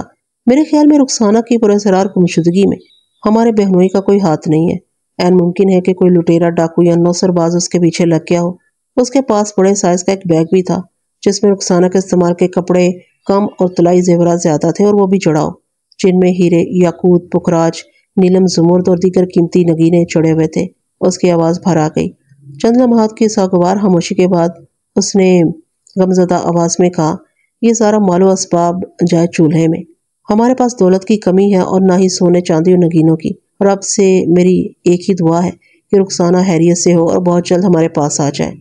وہ ایک بار پھر خاموش ہو گیا، لیکن ان لمحات میں مجھے اس کی گویائی کی ضرورت تھی، سو میں اس کی آنکھوں میں دور تک جھانکتے ہوئے سوال کیا، نواب صاحب، آپ کے خیالات سے تو مجھے آگاہی مل گئی۔ آپ ایک دانا و بینا اور معقول انسان ہیں۔ ایک دانش مند شخص ایسے غیر یقینی حالات میں کچھ اسی طرح سوچتا ہے، کیونکہ امید اور یقین کے ساتھ اس کا ناطہ بہت مضبوط ہوتا ہے۔ اب آپ مجھے چھوٹے نواب صاحب کے خیالات کے بارے میں بھی کچھ بتا دیں تاکہ ہم اس گفتگو کو آگے بڑھا سکیں۔ علی احمد تو چودھری فضل الہی سے شدید نفرت کرتا ہے۔ وہ برا سا منہ بناتے ہوئے بولا، چودھری کے بارے میں اس کی رائے سدا سے خراب رہی ہے۔ اسے یقین ہے کہ چودھری نے اپنی نئی بیوی لیلا کی خوشنودی کی خاطر ہماری بہن کو کہیں غائب کروا دی ہے، اور اغلب امکان اس بات کا ہے کہ اس نے رخسانہ کو قتل کرانے کے بعد کہیں دبا دیا ہے، اور اب مگرمچھ کے آنسو نکال کر ہمیں بچوں والی کہانیاں سنا رہا ہے کہ رخسانہ اپنی مرضی سے کہیں غائب ہو گئی ہے۔ وہ سانس ہموار کرنے کے لیے تھما، پھر معتدل انداز میں بولا، میں سمجھتا ہوں جب تک انسان کے ہاتھ میں کوئی ٹھوس ثبوت نہ ہو یا وہ کسی واقعے کا عینی شاہد نہ ہو، اس وقت تک کسی کو قصوروار ٹھہرانا مناسب نہیں ہے۔ لیکن یہ باتیں علی احمد کی سمجھ میں نہیں آتی۔ اب یہی دیکھ لیں کہ میرے منع کرنے کے باوجود بھی کل اس نے تھانے جا کر رخسانہ کی گمشدگی کی رپورٹ درج کرا دی ہے، اور اس سلسلے میں چودھری فضل الہی پر اپنے شک کا اظہار کیا ہے۔ چھوٹے نواب صاحب نے کس تھانے میں رپورٹ درج کرائی ہے؟ میں نے چونکے ہوئے لہجے میں استفسار کیا۔ تھانہ گلبرگ میں ملک صاحب، اس نے متحمل لہجے میں جواب دیا۔ ہماری رہائش تو کینال پارک کے علاقے میں ہے، مگر ہمیں تھانہ گلبرگ ہی لگتا ہے۔ لیکن آپ کی بہن رخسانہ تو گوجرانوالہ سے نکلنے کے بعد لاپتہ ہوئی ہے نواب صاحب، میں نے الجھن زدہ لہجے میں کہا۔ لاہور اور گوجرانوالہ کے درمیان لگ بھگ 42 میل گراؤنڈ ٹرنک روڈ یعنی کہ جی ٹی روڈ ہے، جس کے دائیں بائیں نصف درجن کے قریب چھوٹے قصبے اور گاؤں دیہات ہیں۔ تھانہ گلبرگ کا عملہ کہاں کہاں رخسانہ کو ڈھونڈتا پھرے گا۔ شاید آپ کو معلوم نہیں کہ ہر تھانہ اپنی حدود کے اندر ہی کارروائی کا مجاز ہوتا ہے۔ یہ غلطی کے لیے میں معذرت خواہ ہوں، بڑھاپے میں حافظہ گڑبڑ کر دیتا ہے۔ میں نے اس کہانی کے شروع میں جی ٹی روڈ کو جنرل ٹرنک روڈ لکھ دیا، جبکہ اصل نام گرینڈ ٹرنک روڈ ہے۔ ایک دن آپ کو بھی ضعیفی کا مزہ چکھنا ہے، سو بھول چوک دوسروں کی درگزر کرنے کی عادت ڈالیں۔ ملک صاحب، میں یہ بات جانتا ہوں، نواب علی محمد نے رسان بھرے لہجے میں جواب دیا، مگر علی احمد کی سمجھ میں جو آیا اس نے کر ڈالا۔ اب تھانہ گلبرگ کی مرضی اور اختیار کہ وہ رخسانہ کی تلاش کے سلسلے میں کیا اقدامات کرتا ہے۔ کم سے کم ضلع لاہور کی حدود میں تو وہ رخسانہ کو ڈھونڈ نکالنے کے لیے چارہ جوئی کر ہی سکتے ہیں۔ میں نے مذکورہ رپورٹ کے حوالے سے نواب علی محمد سے مزید کوئی سوال نہیں کیا، اور اس کی آدھا گھنٹہ پہلے والی بات پر آ گیا۔ میں نے اس کے چہرے پر نگاہ جما کر استفسار کیا، نواب صاحب، اس گفتگو کے آغاز میں آپ نے ذکر کیا تھا کہ 25 سال پہلے آپ کے والد مرحوم نواب ولی محمد سے کوئی غلطی ہو گئی تھی۔ کیا آپ مجھے اس غلطی کے بارے میں کچھ بتانا پسند کریں گے؟ میں نے کہا تھا، اگر ابا جی نے میری بات مان لی ہوتی تو آج یہ دن نہ دیکھنا پڑتا، کیونکہ غلط فیصلے 100 سال کے بعد بھی اپنے بد اثرات ضرور چھوڑتے ہیں۔ اس نے ٹھہرے ہوئے لہجے میں بتایا۔ میرا اشارہ رخسانہ اور فضل الہی کی شادی کی طرف تھا۔ میں اس شادی کے حق میں نہیں تھا، مگر ابا جی نے میری بات نہیں مانی، اور اس فیصلے کے حق میں ان کے پاس بھی ٹھوس دلائل تھے۔ آپ کو سمجھانے کے لیے مجھے تھوڑا تفصیل میں جانا ہوگا۔ میں بھی یہی خواہش رکھتا ہوں نواب صاحب۔ میں نے اس کے بیان میں دلچسپی کا اظہار کرتے ہوئے سنجیدہ لہجے میں کہا، میں چاہتا ہوں آپ کی بہن جلد از جلد بازیاب ہو جائے، اور فی الوقت وہ لاپتہ اور گمشدہ ہے۔ مجھے امید ہے ایسی بات چیت کے دوران میں کوئی ایسا نقطہ یا کوئی سراغ یا پھر کوئی راستہ سامنے آ جائے جس کے ذریعے میں رخسانہ تک رسائی حاصل کرنے میں کامیاب ہو جاؤں۔ میں توجہ سے سن رہا ہوں اور مجھے تفصیل سے بتائیں۔ ہمارے ابا جی بڑے نواب ولی محمد اور فضل الہی کے والد بڑے چودھری کرم الہی میں بڑی گہری دوستی تھی۔ اب یہ دونوں ہستیاں اس دنیا میں موجود نہیں ہیں۔ نواب علی محمد پرسوچ انداز میں وضاحت کرتے ہوئے بولا، کسی زمانے میں جب ہمارا کاروبار مشکلات کا شکار تھا تو چودھری کرم الہی نے دل کھول کر ابا جی کی مالی مدد کی تھی۔ ابا جی نے چودھری صاحب کے اس نیک عمل بلکہ احسان کو ہمیشہ یاد رکھا۔ جب چودھری کرم الہی نے اپنے بیٹے فضل الہی کو لاہور کے کسی اچھے اسکول میں پڑھانے کی بات کی تو ابا جی نے فوراً پیشکش کر دی کہ فضل الہی ہمارے گھر میں قیام کرے گا۔ فضل الہی کرم الہی کا اکلوتا بیٹا تھا۔ اس زمانے میں ہم لوگ مغل پورہ میں رہتے تھے، سو فضل الہی ہمارے گھر میں رہنے اور اسکول میں پڑھنے آ گیا۔ فضل الہی اور رخسانہ کی عمر میں 3-4 سال ہی کا فرق ہے۔ ان دنوں میٹرک کرنے کی عمر کی کوئی حد مقرر نہیں تھی۔ رخسانہ اور فضل الہی نے الگ الگ اسکول سے ایک ہی سال میٹرک کا امتحان پاس کیا تھا۔ یہاں ٹھیک چل رہا تھا، لیکن اس کے بعد وہ بات ادھوری چھوڑ کر کسی گہری سوچ میں ڈوب گیا۔ میں نے اسے ڈسٹرب کرنا مناسب نہ سمجھا اور اس کے دوبارہ گویا ہونے کا انتظار کرنے لگا۔ لگ بھگ آدھے منٹ کے توقف کے بعد وہ اپنی بات کو آگے بڑھاتے ہوئے بولا، ایک گھر میں رہتے ہوئے رخسانہ اور فضل الہی کے درمیان ایک طرح کا پسندیدگی کا رشتہ استوار ہو گیا تھا۔ آپ اسے محبت یا چاہت یا جو بھی سمجھ لیں۔ ہمیں اس معاملے کا اس وقت پتہ چلا جب کرم الہی نے ابا جی سے فضل الہی اور رخسانہ کے رشتے کی بات کی۔ علی احمد نے تو سنتے ہی انکار کر دیا تھا۔ اس نے یہ موقف اختیار کیا کہ فضل الہی نے ہمارے اعتماد کو دھوکہ دیا ہے۔ وہ ہمارے گھر میں رہ کر پڑھنے آیا تھا، مگر اس نے ہماری اکلوتی بہن کو ورگلا کر اپنی طرف کر لیا۔ لیکن میرے سوچنے کا انداز علی احمد سے مختلف تھا۔ اس شادی کے میں بھی خلاف تھا، مگر میری دلیل یہ تھی کہ ہماری بہن لاہور شہر کی پروردہ ہے۔ وہ گوجرانوالا خصوصاً چودھری کرم الہی خالصتاً دیہاتی ماحول اور رہن سہن میں ایڈجسٹ نہیں کر سکے گی، لہٰذا یہ جوڑ مناسب نہیں ہے۔ میری اور علی احمد کی آرا اگرچہ اپنے اپنے انداز میں فضل الہی اور رخسانہ کی شادی کے خلاف تھی، لیکن ابا جی فیصلہ کر چکے تھے اور وہ فیصلہ اس شادی کے حق میں تھا۔ انہوں نے یہ کہہ کر بات ہی ختم کر دی، کرم الہی کے مجھ پر بہت سارے احسانات ہیں اور فضل الہی میں بھی مجھے کوئی خرابی یا برائی نظر نہیں آتی، لہٰذا میں نے اس رشتے کے لیے کرم الہی کو زبان دے دی ہے۔ اوہو، تو یہ معاملہ اس طرح تھا؟ میں نے گہری سانس خارج کرتے ہوئے کہا اور پوچھا، نواب صاحب آپ نے اپنی اور اپنے چھوٹے بھائی علی احمد کی مزاحمت کے بارے میں تو بتا دیا، لیکن رخسانہ اور آپ کی والدہ صاحبہ کے رد عمل کا کہیں ذکر نہیں کیا۔ رخسانہ نے فضل الہی کے حق میں ووٹ دیا تھا اور ہماری والدہ ماجدہ رقیہ فاطمہ تو ابا جی کے فیصلوں کو دل و جان سے تسلیم کرنے کی عادی تھی، سو انہوں نے اس شادی کے فیصلے پر بھی بخوشی ساتھ کیا۔ اس طرح رخسانہ اور فضل الہی کی شادی ہو گئی تھی۔ نواب علی محمد نے اپنی بات مکمل کی تو میں نے کہا، نواب صاحب میری معلومات کے مطابق چودھری فضل الہی ایک سمجھدار اور معقول انسان ہے۔ اس نے آپ کی بہن کا بہت خیال رکھا ہے۔ رخسانہ اس حویلی میں خوشی سے زندگی بسر کر رہی تھی۔ آپ کی یہ معلومات 3 سال پہلے کے ریکارڈ تک تو درست مانی جا سکتی ہیں، لیکن اس کے بعد اس نے مانی خیز انداز میں بات ادھوری چھوڑ دی تو میں نے کہا، آپ کا مطلب ہے فضل الہی کی دوسری شادی سے پہلے تک اس نے اس بات میں سر ہلانے پر اکتفا کیا؟ نواب صاحب میں نے چودھری فضل الہی کی حمایت کرتے ہوئے کہا، یہ بات تو آپ بھی ایک شوہر کی حیثیت سے مانیں گے کہ فضل الہی کی اولاد کی خواہش غلط نہیں تھی اور آپ کی بہن بچہ پیدا کرنے کی اہلیت سے محروم تھی۔ وہ آئندہ 25 سال تک بھی چودھری فضل الہی کو باپ نہیں بنا سکتی تھی۔ بجا فرمایا آپ نے، وہ پرسکون لہجے میں بولا۔ ملک صاحب میں فضل الہی کی دوسری شادی کی مخالفت نہیں کر رہا ہوں، میرا فوکس چودھری کے رویے پر ہے۔ دوسری بیوی کے آ جانے کے بعد فضل الہی نے رخسانہ کو ایک فضول اور کاٹ کباڑ شے سمجھ کر اس پر سے اپنی توجہ ہٹا لی تھی۔ اب اس کی نوازشات اور التفات کا مرکز و محور نئی اور کم عمر بیوی لیلا تھی، اور پھر جب لیلا نے چودھری کے لیے ایک بیٹے کو جنم دے کر اسے باپ کے درجے پر فائز کر دیا تو چودھری نے رخسانہ کو حرف غلط سمجھ کر اپنی ازدواجی زندگی سے مٹا دیا۔ ایک عورت خصوصاً ایک بیوی کے لیے اچھا کھانا اور اچھا پہننا ہی سب کچھ نہیں ہوتا ملک صاحب، اسے اپنے خاوند کا قرب اور محبت بھی چاہیے ہوتی ہے۔ لیکن چودھری فضل الہی کی حویلی میں تو انصاف اور عدل کی گنگا الٹی بہہ رہی تھی۔ ہماری بہن نے پچھلا 1.5 سال وہاں جس اذیت اور گھٹن میں گزارا ہے میں بیان نہیں کر سکتا، اور اب تو وہ دکھی عورت مفقود الخبر ہو چکی ہے۔ اس نے رکعت انگیز انداز میں اپنی بات مکمل کی تو اس کی آنکھوں میں نمی اتر آئی۔ اپنی گمشدہ اکلوتی چھوٹی بہن کی دلخراش یاد نے اسے حد درجہ افسردہ کر دیا تھا۔ اس کی نگفتہ با اور ترحم امیز حالت کو ملحوظ خاطر رکھتے ہوئے میں نے اسے چودھری فضل الہی کی اس تھیوری سے آگاہ نہیں کیا کہ نواب علی احمد کی طرح اس کا چودھری بہنوئی بھی یہی سمجھتا ہے کہ رخسانہ بخیریت و عافیت لاہور پہنچ چکی تھی اور اس کے بھائیوں نے چودھری کو سپرد عذاب کرنے کے لیے اپنی بہن کو کہیں ادھر ادھر کر کے اس کے لاپتہ ہو جانے کا ڈرامہ کیا۔ صورتحال ایسی تھی کہ معاملات کو پھیلانے کی بجائے سمیٹنے اور لپیٹنے کی ضرورت تھی تاکہ لاہور اور گجرانوالہ والی دونوں پارٹیوں کے درمیان تناؤ میں کمی واقع ہو اور میں پرسکون فضا میں گمشدہ رخسانہ کو یکسوئی سے بازیاب کرنے کے لیے تگ و دو کر سکوں۔ آپ کے تعاون اور پرخلوص مہمان نوازی کا بہت شکریہ نواب صاحب۔ میں نے کڑک ملائی والی دودھ پتی کا آخری گھونٹ لینے کے بعد معتدل انداز میں کہا، مجھے امید ہے کہ آگے بھی آپ میرے ساتھ اسی طرح اپنا سنجیدہ تعاون جاری رکھیں گے۔ اب میں یہاں سے سیدھا تھانہ گلبرگ کا رخ کروں گا تاکہ معلوم ہو کہ ان لوگوں نے رخسانہ کی تلاش کے حوالے سے اب تک کیا کارکردگی دکھائی ہے۔ اس کام کو نپٹانے کے بعد میں واپس گوجرانوالہ روانہ ہو جاؤں گا۔ بات کے اختتام پر میں اٹھ کر کھڑا ہو گیا۔ انشاءاللہ ضرور، وہ گہری سنجیدگی سے بولا، آپ مجھے ہمیشہ ایسا ہی متعاون اور متواضع پائیں گے۔ آپ نے کسی بھی طرح میری بہن کو ڈھونڈ نکالا تو یہ آپ کی پیشہ ورانہ زندگی کا ایک بڑا کارنامہ تو ہوگا ہی۔ علاوہ ازیں میں آپ کو اتنے بڑے انعام سے نوازوں گا جس کا آپ تصور بھی نہیں کر سکتے ملک صاحب۔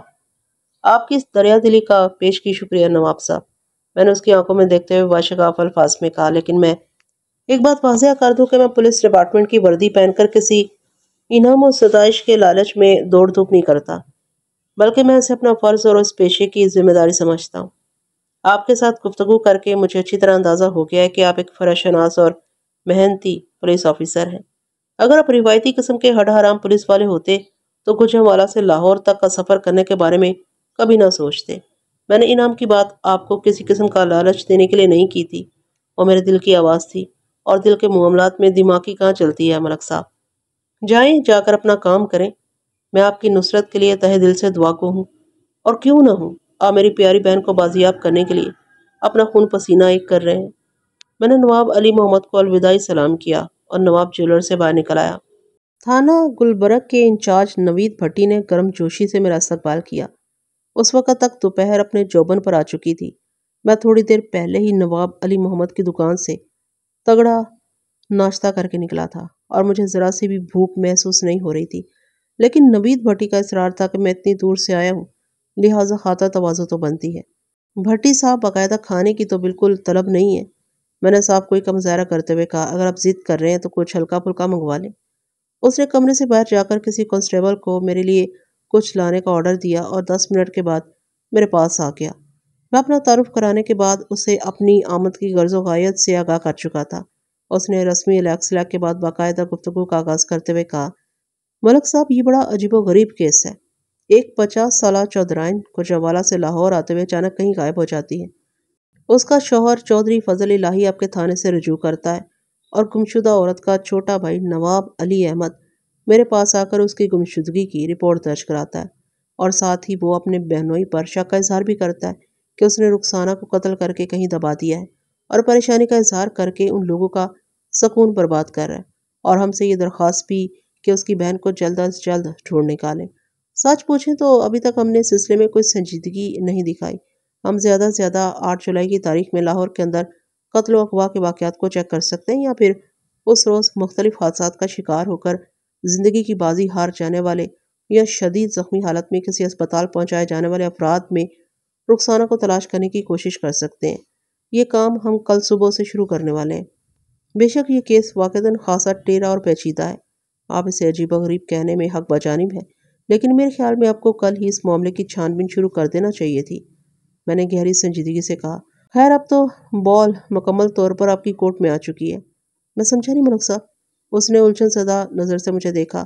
آپ تھوڑی وضاحت کریں تو مہربانی ہوگی۔ میں نے اسے نہایت ہی مختصر مگر جامع الفاظ میں اپنی جانب سے کی جانے والی اب تک کی تفتیش اور تحقیق کے بارے میں بتایا۔ اس بیان میں رخسانہ کو گوجرانوالہ سے لاہور تک تلاش کرنے کی چودھری فضل الہی کی چارہ جوئی، ایسا ہی نعمت اللہ کی 3 رکنی ٹیم کی ایسی ہی جان توڑ کوشش، اور بڑے نواب سے ہونے والی میری بھرپور ملاقات کا احوال شامل تھا۔ آخر میں نے ٹھوس انداز میں کہا، اگر رخسانہ ابھی تک زندہ ہے اور وہ لاہور میں داخل ہونے میں کامیاب ہو گئی تھی مگر کسی بھی وجہ سے وہ اپنے بھائیوں تک نہیں پہنچ سکی تو اسے ڈھونڈ نکالنا آپ لوگوں کی ذمہ داری ہے، اور اس نیک مقصد کے لیے صرف آپ ہی کا تھانہ متحرک نہیں ہونا چاہیے، بلکہ پورے لاہور کی پولیس کو ایک ساتھ مل کر اس مشن کو انجام دینا ہوگا۔ باقی جہاں تک الزام تراشی اور شکوک و شبہات کی بات ہے تو اس معاملے میں دونوں پارٹیاں ایک ہی روش پر چل رہی ہیں۔ چودھری فضل الہی کا خیال ہے کہ ان دونوں بھائیوں نے اس کی بیوی کو کہیں چھپا دیا ہے اور اسے پریشان کرنے کے لیے ناٹک کر رہے ہیں۔ دوسری جانب چھوٹے نواب علی اور احمد کا دعویٰ ہے کہ چودھری فضل الہی نے ان کی بہن کو مروا کر اس کی لاش کو کہیں دبا دیا ہے اور اپنی دوسری بیوی لیلا کے ساتھ عیش کر رہا ہے۔ یہ سارا کھیل اس نے خود کو بے قصور ثابت کرنے کے لیے رچا ہے۔ البتہ نواب علی محمد ایک سلجھا ہوا دانشمند اور بردبار انسان ہے۔ اگر آپ اس کے ساتھ رابطہ رکھیں گے تو کامیابی کے زیادہ امکانات ہیں، باقی آپ کی مرضی ہے۔ میں آپ کی صلاح سے استفادہ کروں گا ملک صاحب، وہ اس بات میں گردن ہلاتے ہوئے بولا، پھر سپاٹ آواز میں استفسار کیا، اگر گمشدہ چودھرائن لاہور میں داخل ہی نہیں ہو سکی تو پھر آپ بری الزامہ ٹھہریں گے؟ میں نے دو ٹوک انداز میں کہا، لیکن اپنی کارروائی سے یہ ثابت کرنے کے بعد کہ رخسانہ 8 جولائی یا اس کے بعد آج تک لاہور کی حدود میں داخل نہیں ہوئی۔ آپ میری بات سمجھ رہے ہیں نا بھٹی صاحب؟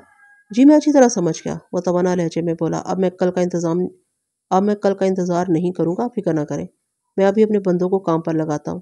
ڈپارٹمنٹ کی طرف سے لاہور پولیس کو زیادہ آسانیاں اور سہولیات حاصل ہیں بھٹی صاحب، میں نے معتدل انداز میں کہا، اور میں آپ کو گمشدہ چودھرائن کے خلیے لباس، کار کے نمبر اور سیاہ قیمتی بیگ کے حوالے سے تمام معلومات فراہم کر دی ہیں۔ جی آپ کے تعاون کا بہت شکریہ ملک صاحب، وہ ممنونیت بھرے لہجے میں بولا، آپ نے ہمارا کام کافی سہل کر دیا ہے۔ ہمارے درمیان سنجیدہ اور ہنگامی گفتگو کا سلسلہ جاری ہی تھا کہ ایک کانسٹیبل ٹرے اٹھائے کمرے میں داخل ہوا۔ مذکورہ کنگ سائز ٹرے کے اندر 2 ڈونگے اور 2 پلیٹیں رکھی ہوئی تھیں اور چمچ کانٹے وغیرہ بھی۔ کھانے کے دوران ہم دونوں تھانے دار بڑی چودھرائن رخسانہ کی پراسرار گمشدگی کے امکانات پر بھی تبادلہ خیال کرتے رہے۔ پھر میں نوید بھٹی سے اجازت لے کر تھانے سے نکل آیا۔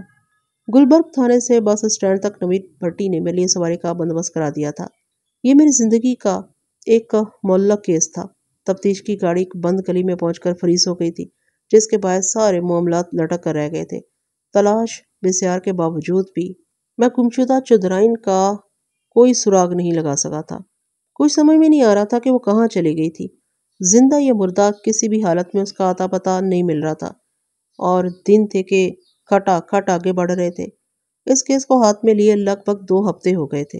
ساون کا مہینہ شروع ہو گیا تھا۔ مجھے بارش بہت پسند ہے، لیکن اس موسم برسات میں میرا دل بجھا ہوا تھا اور دماغ کی ادوائن ڈھیلی ہو چکی تھی، چنانچہ کچھ بھی اچھا نہیں لگ رہا تھا۔ سیانی کہہ گئے ہیں کہ امیدی اور نا امیدی کے درمیان ایک پتلی سی مہین لائن ہوتی ہے۔ اپنی کوشش میں تھک کر ہمت ہار جانے والا شخص اگر ایک قدم اٹھا کر اس لائن کو عبور کر لے تو کامیابی اس کا مقدر بن جاتی ہے، مگر یہی یہ قدم سب سے زیادہ بھاری اور کٹھن ہوتا ہے۔ میں بھی اس پتلی لکیر کے قریب کھڑا تھا، لیکن اللہ کا شکر کہ میں نے ابھی ہمت ہاری تھی اور نہ ہی میں اس کیس سے مایوس ہوا تھا۔ شاید میری اسی مستقل مزاجی اور پر امیدی نے میرے لیے سرخروئی کا وہ دروازہ کھول دیا تھا۔ ساون اپنے پورے جوش میں آ چکا تھا۔ صبح سے شام تک اور بسا اوقات رات میں بھی چھماچھم برستی بارش سے علاقہ رہتا تھا۔ اب جولائی اپنے اختتام پر پہنچ چکا تھا۔ ایسی ایک برساتی صبح میں تھانے میں بیٹھا رخسانہ لاپتہ کیس پر غور و فکر کر رہا تھا کہ وہ بارش میرے لیے ابر رحمت بن گئی۔ میں اس وقت چونک اٹھا جب کانسٹیبل حنیف جٹ نے میرے کمرے میں آ کر یہ اطلاع دی، ملک صاحب ادھر چندہ قلعہ سے 2 افراد آپ سے ملنے آئے ہیں، اس دھواں دار برسی بارش میں۔ میں نے بے یقینی سے کانسٹیبل کی طرف دیکھا۔ جی ملک صاحب، کانسٹیبل نے اس بات میں گردن ہلاتے ہوئے بتایا، انہیں ایک چھپڑ یعنی کہ بڑے تالاب میں کچھ ملا ہے، جس کے بارے میں آپ کو اطلاع دینا بہت ضروری تھا، اس لیے وہ اپنا کام چھوڑ کر بھاگے یہاں آئے ہیں۔ اپنا کام چھوڑ کر؟ میں نے سوالیہ نظر سے کانسٹیبل کو گھورا اور پوچھا، اس بارش میں وہ کون سا کام کر رہے تھے اور انہیں اس تالاب میں سے ایسا کیا ملا کہ جس نے ان کی دوڑیں لگوا دی ہیں؟ وہ دونوں مچھلیاں پکڑنے کے لیے اس چھپڑ کے اندر اپنے جال کے ساتھ موجود تھے کہ ان کا جال کسی بھاری شے میں پھنس گیا۔ میرا مطلب ہے ان کے جال میں کوئی بھاری شے پھنس گئی۔ جب انہوں نے اس شے تک رسائی حاصل کی تو وہ ایک کار نکلی اور ان دونوں بندوں کو فوراً میرے پاس بھیجو۔ میں نے کانسٹیبل کی بات کاٹ کر تحکمانہ انداز میں کہا۔ حنیف جٹ مجھے سیلیوٹ کر کے کمرے سے نکل گیا۔ کار کا ذکر سنتے ہی میرے تن بدن میں ایک کرنٹ سا دوڑ گیا تھا اور ذہن کے کسی دور افتادہ نہاں گوشے سے یہ آواز بلند ہوئی تھی، ان مچھیروں کو تالاب کے اندر سے ملنے والی وہ کار چودھرائن رخسانہ کی فورڈ ہی ہے جس کا نمبر ہے LED 54۔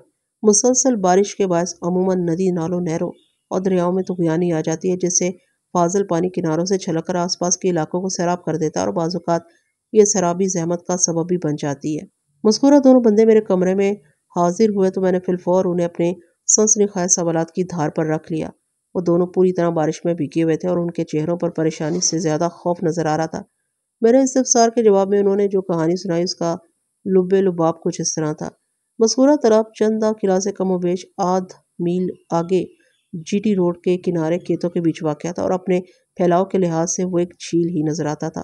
اس کی گہرائی سمندر کے مانند کناروں پر کم اور درمیان میں زیادہ تھی۔ ان لوگوں کے بیان کے مطابق اپنے پیٹ میں وہ تالاب 12 سے 15 فٹ گہرا تھا۔ وہ دونوں ماہی گیری کرتے ہوئے زیادہ گہرائی میں نہیں جایا کرتے تھے اور آج کل تو ویسے بھی وہ تالاب لبالب بھرا ہوا تھا۔ پتہ نہیں ان میں ایک کو کیا سوجی کہ اس نے دوسرے سے کہا، ہم کب تک کنارے پر چھوٹی مچھلیاں پکڑتے رہیں گے؟ بڑی مچھلیاں تو پانی کی گہرائی میں رہتی ہیں۔ کیوں نہ ہم تھوڑا آگے جا کر جال پھینکیں تاکہ 2-3 سیر وزن والی مچھلیاں ہمارے ہاتھ لگیں۔ اس کی تجویز دوسرے کو پسند آئی اور اب کی بار انہوں نے ہمت کر کے تھوڑا آگے جا کر گہرے پانی میں جال پھینکا۔ جب وہ دھیرے دھیرے جال کو سمیٹ کر اپنی طرف کھینچنے لگے تو انہیں ایک عجیب سا احساس ہوا، کیونکہ جال کہیں پھنس گیا تھا۔ تجسس کے ہاتھوں مجبور ہو کر ایک نے پانی میں ڈبکی لگا کر صورتحال جاننا چاہی تو اس کا ہاتھ کسی بڑی سی دھاتی شے سے ٹکرایا۔ اسے یہ سمجھنے میں مشکل پیش نہیں آئی کہ وہ دھاتی شے کار تھی۔ اس بندے نے پانی سے نمودار ہو کر اپنے ساتھی کو اس کار کے بارے میں بتایا۔ وہ دونوں چودھرائن رخسانہ کی کار سمیت گمشدگی سے واقف تھے، کیونکہ میں نے گمشدہ چودھرائن کی تلاش کے سلسلے میں چندہ قلعہ سے ایمن آباد تک ایک بندے سے پوچھ تاچھ کی تھی، لہٰذا اس خیال سے وہ دونوں مچھیرے افتاں و خیزاں تھانے چلے آئے تھے کہ تالاب کے اندر موجود ڈوبی ہوئی وہ کار چودھرائن رخسانہ کی ہو سکتی ہے۔ ان دونوں ماہی گیروں کی سنائی ہوئی کہانی وزندار ہونے کے علاوہ سنسنی خیز بھی تھی۔ میں نے ایک لمحہ ضائع نہیں کیا اور ان دونوں بندوں کے ساتھ برستی بارش میں جائے وقوع کی جانب روانہ ہو گیا۔ میں نے اپنے اسٹاف کے 2 افراد کو بھی ساتھ لے لیا تھا۔ ہم ایک تانگے میں بیٹھ کر جب متذکرہ بالا تالاب تک پہنچے تو بارش کی شدت میں کمی واقع ہو چکی تھی۔ اس وقت تالاب کے آس پاس رہنے والے درجن بھر افراد بھی جمع ہو چکے تھے۔ جو 2 بندے اس زیر آب کار کی اطلاع دینے تھانے آئے تھے انہوں نے یہاں سے جاتے وقت کچھ اور لوگوں کو بھی اس بارے میں بتا دیا تھا، اس لیے وہاں ایک بھیڑ سی لگ گئی تھی۔ جلد ہی میرے حکم پر مضبوط رسوں کا بندوبست کر دیا گیا اور 4 ماہر تیراک مذکورہ کار کو رسیوں سے باندھنے کے لیے تالاب کے اندر اتر گئے۔ انہوں نے مچھیروں کی نشاندہی پر گہرے پانی میں غوطہ لگایا اور ہم سب کی نظروں سے اوجھل ہو گئے۔ وہ تیراکی کے فن سے بخوبی آشنا تھے، لہٰذا اس غوطہ خوری میں انہیں کسی دقت یا دشواری کا سامنا نہیں کرنا پڑا تھا۔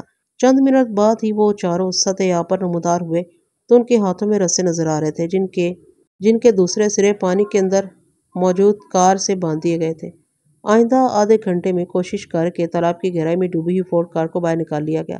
مذکورہ کار کا نمبر LLD 54 تھا اور اس کار کی ڈرائیونگ سیٹ پر چودھرائن رخسانہ مردہ حالت میں براجمان تھی۔ اس کا سر اسٹیئرنگ پر ٹکا ہوا تھا اور اسے اس دنیا سے رخصت ہوئے کئی دن ہو گئے تھے۔ بادی نظر میں یہ خاصا دکھائی دیتا تھا۔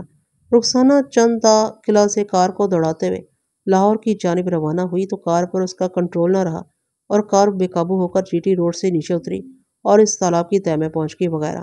تھیوری کی حد تک یہ سب ٹھیک لگتا ہے، لیکن میری تھانے دارانہ عقابی نگاہ تھیوری سے آگے پریکٹیکل کرنے کے موڈ میں تھی، کیونکہ میرا دماغ سطحی انداز میں سوچنے کی بجائے مجھے باقاعدہ تفتیش پر اکسا رہا تھا۔ سو میں نے ایک بندے کو حویلی کی جانب روانہ کیا تاکہ وہ چودھری فضل الہی کو جائے وقوع پر لے آئے۔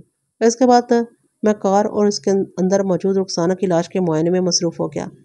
جیسا کہ میں نے بتایا، رخسانہ کو موت کا ذائقہ چکھے 2 ہفتے سے زیادہ کا عرصہ گزر چکا تھا۔ اس کی لاش پانی کے اندر رہنے کے باعث خاصی حد تک پھول چکی تھی، کیونکہ اس کی ناک اور منہ کے راستے پانی کی وافر مقدار اس کے پیٹ میں پہنچ گئی تھی اور ظاہر ہے اس پھولی ہوئی لاش سے بدبو کے بھپکے اٹھ رہے تھے۔ میں اپنی ناک پر رومال رکھ کر کار کے اندرونی اور بیرونی جائزہ لینے لگا۔ فورڈ کار کا گیئر لیور چیک کرنے پر یہ انکشاف ہوا کہ وہ گیئر میں نہیں تھی۔ کار کا نیوٹرل ہونا اس بات پر دلالت کرتا تھا کہ جب وہ تالاب میں غرق ہوئی تو اس کا انجن آن نہیں تھا، یعنی رخسانہ اس وقت کار کو ڈرائیو نہیں کر رہی تھی۔ اگر چلتی ہوئی کار کسی بھی حادثے کا شکار ہو کر سڑک سے اتر کر تالاب میں جا گھستی تو اس کا گیئر میں ہونا لازم تھا۔ اس سے میں نے یہ نتیجہ اخذ کیا کہ اس کار کو نیوٹرل حالت میں دھکیل کر تالاب کے اندر پہنچایا گیا تھا اور اس وقت رخسانہ اپنے ہوش و حواس میں نہیں تھی، اور اغلب امکان اس بات کا تھا کہ ان لمحات میں رخسانہ زندہ ہی نہیں تھی۔ میرے اس شک کو کار کے دروازوں نے بھی مہمیز کیا۔ ڈرائیونگ سائڈ والا دروازہ بند تھا، جبکہ پیسنجر سیٹ والا دروازہ پوری طرح کھلا ہوا، جیسے ابھی کوئی وہاں سے باہر نکلا ہو اور دروازہ بند کرنا بھول گیا ہو۔ میں بھی ابھی دروازوں کی جو کیفیت بیان کی، کار اسی حالت میں تالاب سے باہر نکالی گئی تھی۔ اس سے یہ ثابت ہوتا تھا کہ کسی شخص نے پیسنجرز سائٹ کا دروازہ کھول کر اسٹیئرنگ کو کنٹرول کرتے ہوئے کار کو دھکیل کر سپرد تالاب کیا تھا۔ وہ شخص جو کوئی بھی تھا اسے رخسانہ کا خیر ہاتھ نہیں کہا جا سکتا تھا۔ میرے محتاط اندازے کے مطابق وہ رخسانہ کا قاتل تھا۔ رخسانہ کی موت کا سبب اور وقت تو پوسٹ مارٹم رپورٹ ہی سے ظاہر ہو سکتا تھا، لیکن اس امر میں مجھے کوئی شک نہیں تھا کہ اسے موت کے گھاٹ اتارنے کے بعد ہی کار سمیت سپرد کیا گیا تھا۔ کار کے دیگر اندرونی معائنے میں مجھے پیسنجرز سیٹ کے سامنے یعنی پاؤں رکھنے والی جگہ پر چاندی کی ایک مردانہ انگوٹھی ملی، جس میں 8 سے 10 کیرات کا لاجورد جڑا ہوا تھا۔ میں نے مذکورہ انگوٹھی اپنی جیب میں رکھ لی۔ کار میں مجھے جس شے کی شدت سے تلاش تھی وہ طلائی زیورات سے بھرا ہوا ایک سیاہ بیگ تھا، لیکن میری یہ تلاش بارآور نہ ہو سکی۔ میں نے کار کی ڈکی کو بھی کھول کر دیکھ لیا، مگر وہ بیش قیمت بیگ مجھے کہیں بھی نہیں ملا۔ کسی شکی القلب شخص نے رخسانہ کو موت کے گھاٹ اتارنے کے بعد اس سیاہ بیگ پر قبضہ کیا اور رخسانہ کی لاش سمیت اس کی کار کو تالاب کی گہرائی میں پہنچا دیا تاکہ رخسانہ کی موت ایک حادثہ لگے وغیرہ۔ میں موقع کی کارروائی سے فارغ ہوا ہی تھا کہ چودھری فضل الہی وہاں پہنچ گیا۔ اس کے ساتھ 4-5 افراد اور بھی تھے اور وہ لوگ 2 ٹانگوں پر سوار ہو کر اس تالاب تک آئے تھے۔ میں نے نپے تلے الفاظ میں چودھری کو حقائق سے آگاہ کیا تو وہ غصیلے لہجے میں بولا، میں اس بدذات کو چھوڑوں گا نہیں جس نے یہ گھناؤنا کام کیا ہے۔ پھر اس نے مجھ سے مخاطب ہوتے ہوئے کہا، ملک صاحب، آپ اس واقعے کے ذمہ دار شخص کو ڈھونڈ کر میرے سامنے لائیں، میں خود کلہاڑی سے اس کے ٹوٹے کروں گا۔ چودھری جوش جذبات میں اس کے علاوہ بھی بہت کچھ بولتا چلا گیا۔ جب وہ قدرے ٹھنڈا ہوا تو میں نے معتدل انداز میں کہا، چودھری صاحب، رخسانہ کی لاش اور کار بازیافت ہو گئی ہے تو میں جلد آپ کی بیوی کے قاتل تک بھی پہنچ جاؤں گا۔ فی الحال تو چودھرائن کی لاش کو اسپتال پہنچانا ضروری ہے۔ وہ کس لیے؟ اس نے چونکے ہوئے لہجے میں دریافت کیا، کہ آپ سمجھتے ہیں کہ رخسانہ کا علاج ہو سکتا ہے، اسے دوبارہ زندہ کیا جا سکتا ہے؟ میں چودھری کی ذہنی اور جذباتی کیفیت کو بخوبی سمجھ رہا تھا۔ وہ واقعتاً رخسانہ سے محبت کرتا تھا۔ اس کی المناک موت نے چودھری کے حواس کو بری طرح متاثر کیا تھا۔ میں نے انتہائی نرم لہجے میں کہا، چودھری صاحب، میں چودھرائن جی کی لاش کو پوسٹ مارٹم کے لیے اسپتال بھجوانے کی بات کر رہا ہوں، اور آپ نے اس کی حالت دیکھی ہے؟ روحان سی آواز میں بولا، کہ اب بھی اس کی چیر پھاڑ ضروری ہے؟ جی چودھری صاحب، میں نے اس بات میں جواب دیا۔ پوسٹ مارٹم رپورٹ ہمیں رخسانہ صاحبہ کی موت کے اسباب سے آگاہ کرے گی، جس سے ہمیں ان کے قاتل تک پہنچنے میں مدد ملے۔ میری اس وضاحت کے بعد وہ خاموش ہو گیا اور اس نے کار سرکار میں کسی قسم کی مزاحمت یا مداخلت کرنے کی کوشش نہیں کی۔ میں نے رخسانہ کی لاش کو ایک تانگے میں رکھوا کر ضلعی اسپتال روانہ کر دیا اور فورڈ کار کو دوسرے تانگے کے ساتھ باندھ کر تھانے لے آیا۔ یہ وہی تانگا تھا جس پر سوار ہو کر میں تھانے سے اس تالاب تک پہنچا تھا۔ آئندہ روز سپہر کے وقت رخسانہ کی پھولی ہوئی لاش کی ابتدائی پوسٹ مارٹم رپورٹ آ گئی۔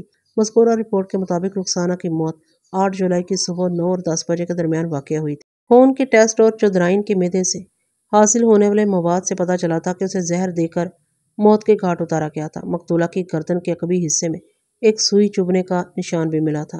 میڈیکو لیگل ایگزامینر اور پوسٹ مارٹم کرنے والے سرجن کی متفقہ رائے کے مطابق مقتولہ چودھرائن رخسانہ کو سریع الاثر زہر کا انجیکشن دے کر موت کی ابدی نیند سلا دیا گیا تھا۔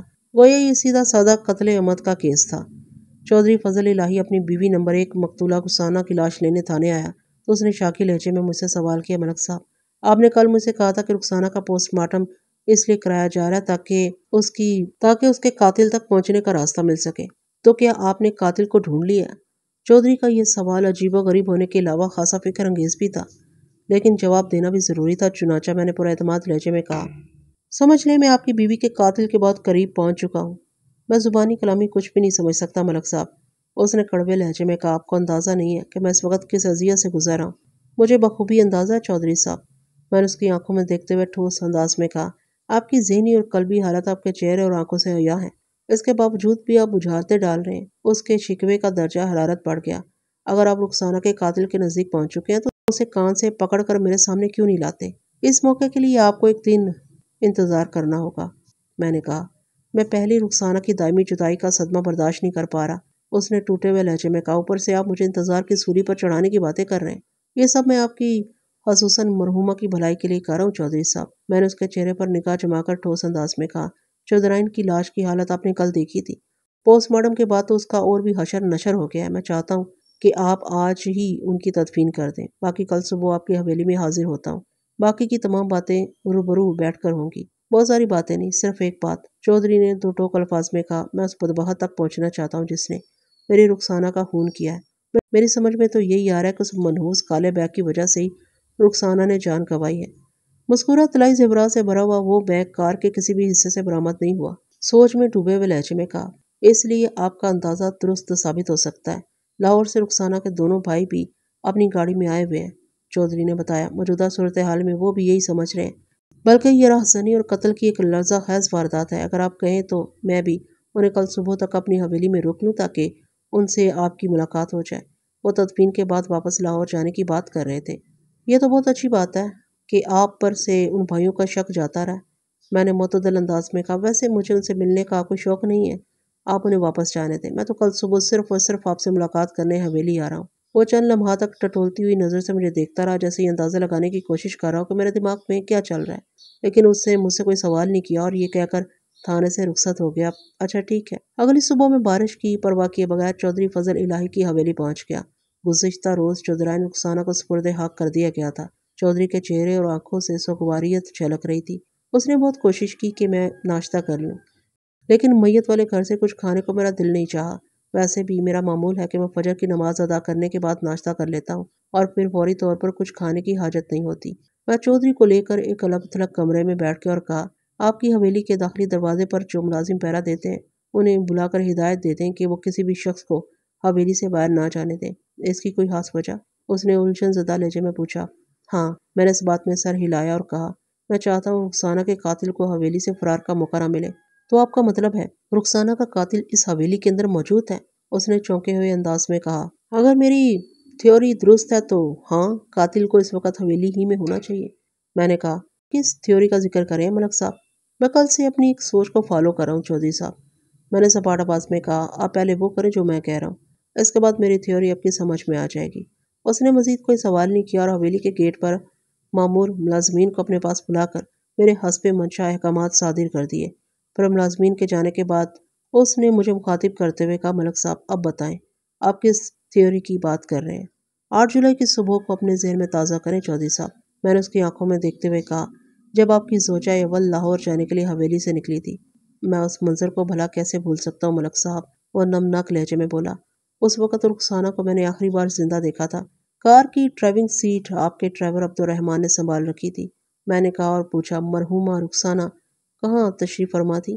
کار کی عقبی نشست پر، پیسنجرز سیٹ کے پیچھے، اس نے جواب دیا، اور طلائی زیورات سے بھرا ہوا سیاہ بیگ وہ رخسانہ نے اپنے پہلو میں سیٹ پر رکھا ہوا تھا۔ کیا اس وقت کار میں رخسانہ اور عبدالرحمن کے علاوہ بھی کوئی شخص موجود تھا؟ سوال ہی پیدا نہیں ہوتا ملک صاحب، وہ زور دے کر بولا۔ بس انہی دونوں کو لاہور جانا تھا۔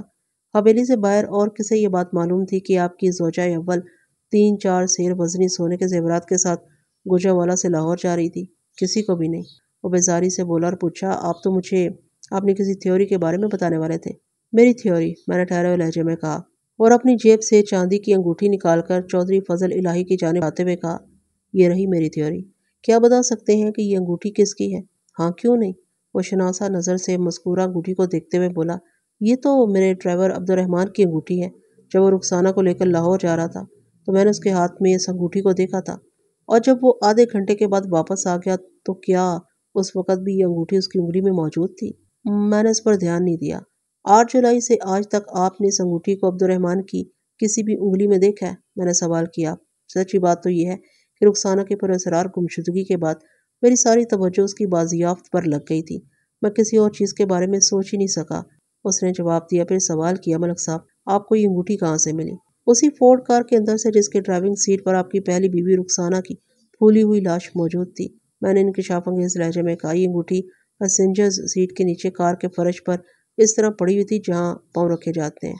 ہو سکتا ہے یہ انگوٹھی عبدالرحمن کی انگلی سے نکل کر ہرگز نہیں چودھری صاحب، میں نے اسے بات مکمل نہیں کرنے دی اور ٹھوس انداز میں کہا، یہ انگوٹھی عبدالرحمن کی انگلی سے اس وقت گری تھی جب وہ کار کو نیوٹرل موڈ پر رکھ کر اسے دھکیلتے ہوئے اس تالاب کے اندر پہنچانے کی کوشش کر رہا تھا۔ عبدالرحمن ہی آپ کی بیوی کا قاتل ہے چودھری صاحب، یہ بات آپ اتنے وثوق سے کیسے کہہ سکتے ہیں ملک صاحب؟ اس نے سرسراتی ہوئی آواز میں استفسار کیا۔ میں اسی وقت عبدالرحمن کی طرف سے شک میں آ گیا تھا جب 10 جولائی کی دوپہر وہ اپنا بیان لکھوانے میرے تھانے آیا تھا۔ میں نے وضاحت کرتے ہوئے کہا، میں نے اس کے اندر ایک مجرم کو چھپے ہوئے دیکھ لیا تھا، اس لیے میں نے اس کے شہر سے باہر جانے پر پابندی عائد کر دی تھی۔ اس نے مرحومہ رخسانہ کے کردار پر شک کا اظہار کرتے ہوئے مجھ سے خاصی نازیبا باتیں بھی کی تھیں۔ میں جب ہی سمجھ گیا تھا کہ دال میں کچھ کالا ضرور ہے، اور کار کے اندر سے اس کی انگوٹھی مل جانے کے بعد میرا شک یقین میں بدل گیا تھا۔ لمحاتی توقف کر کے میں نے گہری سانس خارج کی، پھر ان الفاظ میں اضافہ کر دیا، یہ تو تھی میری تھیوری چودھری صاحب، اب آپ عبد الرحمن کو یہاں بلائیں تاکہ میں آپ کو اپنا پریکٹیکل بھی دکھا سکوں۔ چودھری فضل الہی کی حالت دیدنی تھی۔ میرے انکشاف در انکشاف نے اس کے ہوش اڑا دیے تھے۔ ان لمحات میں اس کے پاس میری بات ماننے کے سوا اور کوئی چارہ کار نہیں تھا، سو اس نے فوراً عبد الرحمن کو اپنے پاس طلب کر لیا۔ ان لمحات میں اس کے پاس میری بات ماننے کے سوا اور کوئی چارہ کار نہیں تھا، سو اس نے فوراً عبد الرحمن کو اپنے پاس طلب کر لیا۔ لہٰذا جو بھی کرنا ہے وہ میں ہی کروں گا، آپ خاموش تماشائی کا کردار ادا کریں گے، ٹھیک ہے؟ اس نے اس بات میں گردن ہلانے پر اکتفا کیا۔ 5 منٹ سے بھی پہلے عبد الرحمن وہاں حاضر تھا۔ میں نے فوراً اسے پک کر لیا اور نرم لہجے میں کہا، عبد الرحمن دراصل میں تم سے کچھ معلومات لینا چاہتا تھا، اس لیے چودھری صاحب نے تمہیں یہاں بلایا۔ اس نے الجھن زدہ نظر سے پہلے چودھری کی طرف دیکھا، پھر میری جانب متوجہ ہوتے ہوئے بولا، جی حکم کریں تھانے دار صاحب۔ 10 جولائی کی دوپہر جب تم مجھ سے ملنے تھانے آئے تھے تو میں نے تمہاری انگلی میں نیلے نگینے والی چاندی کی ایک خوبصورت انگوٹھی دیکھی تھی۔ میں نے بدستور اپنائیت بھرے انداز میں کہا، تمہاری وہ انگوٹھی مجھے بہت پسند آئی ہے، میں بھی اپنے لیے بالکل ویسی انگوٹھی بنوانا چاہتا ہوں۔ مجھے بتاؤ تم نے وہ انگوٹھی کہاں سے بنوائی تھی؟ ادھر لالہ بسا میں میرا ایک دوست سنار ہے، اس نے پرسکون لہجے میں جواب دیا۔ آپ اگر اپنی انگلی کا سائز دے دیں تو آپ کے لیے بھی ویسی انگوٹھی بنوا دوں گا۔ سائز سے مجھے یاد آیا کہ کیوں نہ میں تمہاری انگوٹھی پہن کر دیکھ لوں؟ میں نے دوستانہ انداز میں کہا، ویسے اندازہ ہو جائے گا کہ کتنی ٹائٹ یا لوز بنوانی ہوگی مغارہ۔ پھر اس کے ہاتھ کی جانب اشارہ کرتے ہوئے کہا، ارے عبد الرحمن، آج تم نے وہ انگوٹھی کیوں نہیں پہنی ہوئی؟ کیا اس خوبصورت انگوٹھی کو کہیں گم تو نہیں کر دیا تم نے؟ نہیں تھانے دار صاحب، وہ جلدی سے بولا، میں نے صبح نہاتے وقت اس انگوٹھی کو اتار لیا تھا۔ سنار نے کہا تھا کہ نگینے کو صابن کے برے اثرات سے بچنا چاہیے۔ تم آج صبح کی ہی بات کر رہے ہو نا؟ جی، وہ انگوٹھی میرے کوارٹر میں رکھی ہے، عبد الرحمن نے گڑبڑائے ہوئے لہجے میں جواب دیا۔ میں ابھی آپ کو لا کر دکھاتا ہوں۔ بات ختم کرتے ہی وہ بڑی سرعت سے جانے کے لیے پلٹا۔ رک جاؤ نمک حرام، چودھری فضل الہی نے خوخار لہجے میں کہا، تمہاری وہ ماں میرے پاس ہے جسے لانے تم اپنے کوارٹر میں جا رہے ہو، یہ دیکھو۔ چودھری کے ہاتھ میں لاجورد چڑی چاندی کی انگوٹھی دیکھ کر عبد الرحمن کا چہرہ سیاہ پڑ گیا۔ چودھری ایک جھٹکے سے اٹھ کر کھڑا ہو گیا اور دیوار پر ٹنگی رائفل کی جانب ہاتھ بڑھاتے ہوئے اس نے خطرناک لہجے میں کہا، میں ابھی تمہیں عبرت ناک موت دیتا ہوں۔ نہیں چودھری صاحب، میں نے اس کے ہاتھ سے رائفل لیتے ہوئے معتدل انداز میں کہا، یہ ٹھیک ہے کہ عبد الرحمن آپ کا مجرم ہے، لیکن اسے سزا دینے کا اختیار صرف قانون کو حاصل ہے، آپ فکر نہ کریں، میں انصاف کے تقاضے پورے کروں گا۔ چودھری چپ چاپ واپس جا کر صوفے پر بیٹھ گیا، بلکہ وہ ڈھیسا گیا۔ میں عبد الرحمن کو آہنی زیور پہنا کر اپنے ساتھ تھانے لے آیا۔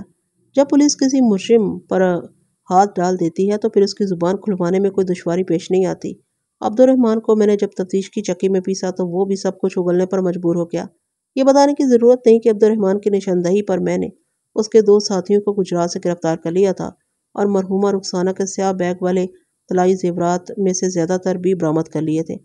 سیانے کہہ گئے، برے کام کا برا نتیجہ۔ اگر زندگی میں کچھ اچھا کرنا چاہتے ہو تو اس کے لیے مناسب راہ گزر کا چناؤ بہت ضروری ہے۔ عبد الرحمن نے جس راہ گزر کا انتخاب کیا تھا وہ سراسر ہلاکت اور بربادی کا راستہ تھا۔